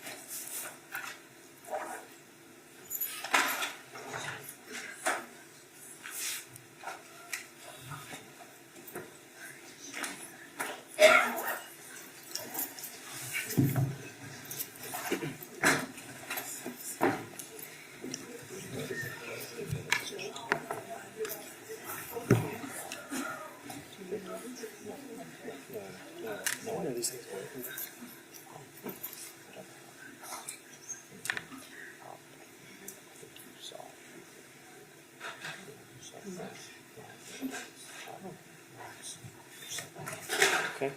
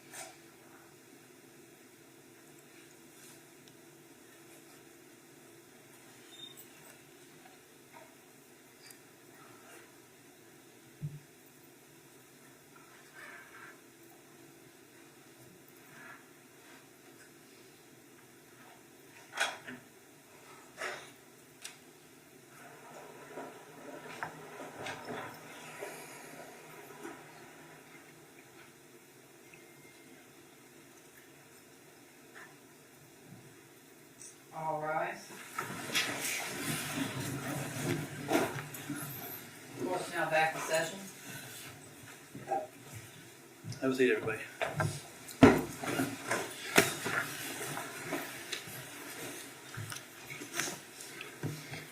All right, we're going to go back on the record on the state of Florida versus Susan Lorincz. What we're going to do is we'll bring the jurors back in. Before we take the verdict from them, I'm going to read the jurors their instructions upon discharge, which gives the jurors their rights. I hope everyone will respect that. And remind everybody to keep the same calm demeanor we've had the whole trial. Again, I appreciate it. The jurors will pass a note to the bailiff and to me. The clerk ultimately will publish the verdict. Either side wants the jurors polled. Again, we will poll them by number. Okay, and they have their numbers. Let's bring them in.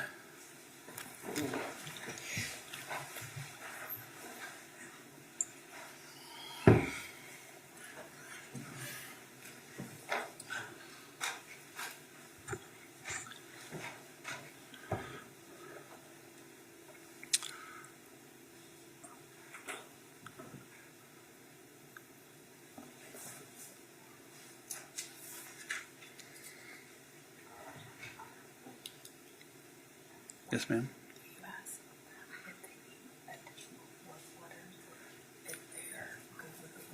Okay, yeah.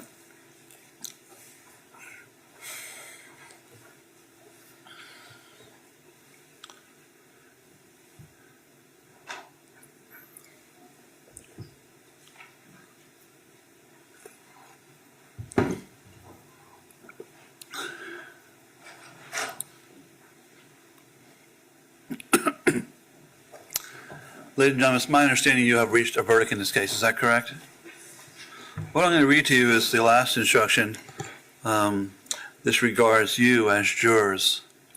Ladies and gentlemen, I wish to thank you for your time and consideration of this case. I also wish to advise you of some very special privileges enjoyed by jurors. No juror can ever be required to talk about the discussions that occurred in the jury room, except by court order. For many centuries, our society has relied upon juries for consideration of difficult cases. We have recognized for hundreds of years that a jury's deliberations, discussions, and votes should remain their private affair as long as they wish it. Therefore, the law gives you a unique privilege not to speak about the jury's work. Although you are at liberty to speak with anyone about your deliberations, you are also at liberty to refuse to speak to anyone. A request to discuss your verdict or your deliberations may come from those who are simply curious, from those who might seek to find fault with you, from the media, from the attorneys, or elsewhere. It will be up to you to decide whether to preserve your privacy as a juror.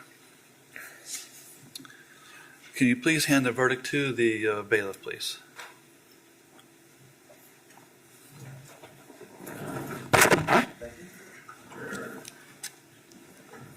And have the clerk read the verdict.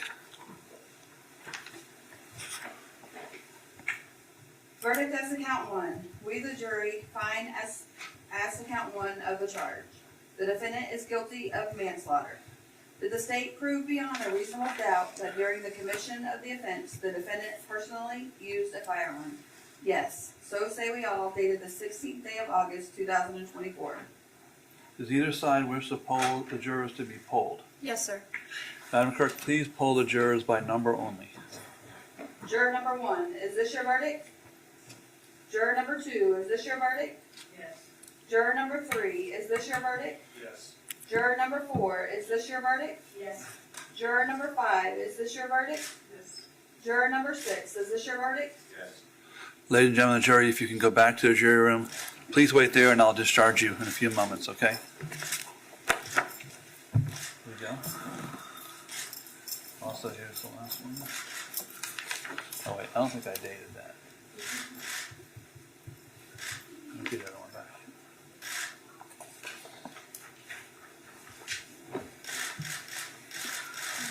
Ms. Lawrence, the jury has found you guilty of manslaughter with a firearm. You're going to be adjudicated guilty of that offense. I assume that sentencing will be at a later date, is that correct? That's correct, Judge. Are you requesting a pre-sentence investigation? Yes, sir. What I'm going to do is have the Department of Corrections prepare a pre-sentence investigation. I'll continue this case. I'll put it all the way to the November docket, although I expect us to be sentenced long before that. I'm just putting us far enough away to get everything done. So when we get the PSI done, then please contact my office. We'll set a sentencing. Ms. Lawrence, you're going to be held in custody of the Marion County Jail without bond until that time, okay? Thank you and good luck to you. Thank you, Judge. May we be excused? Yes, ma'am. Thank you.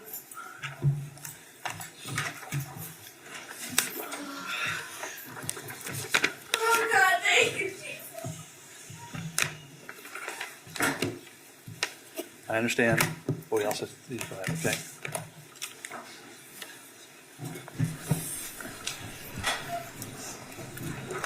We will be in recess.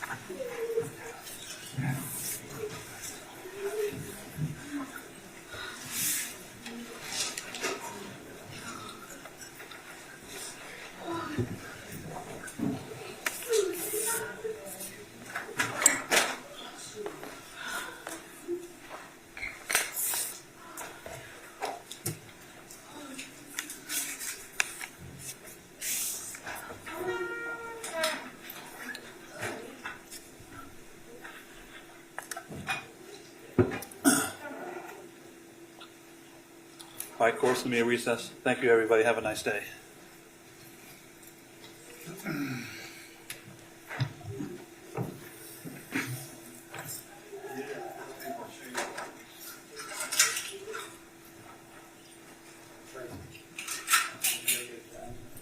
You don't go draw some, yeah.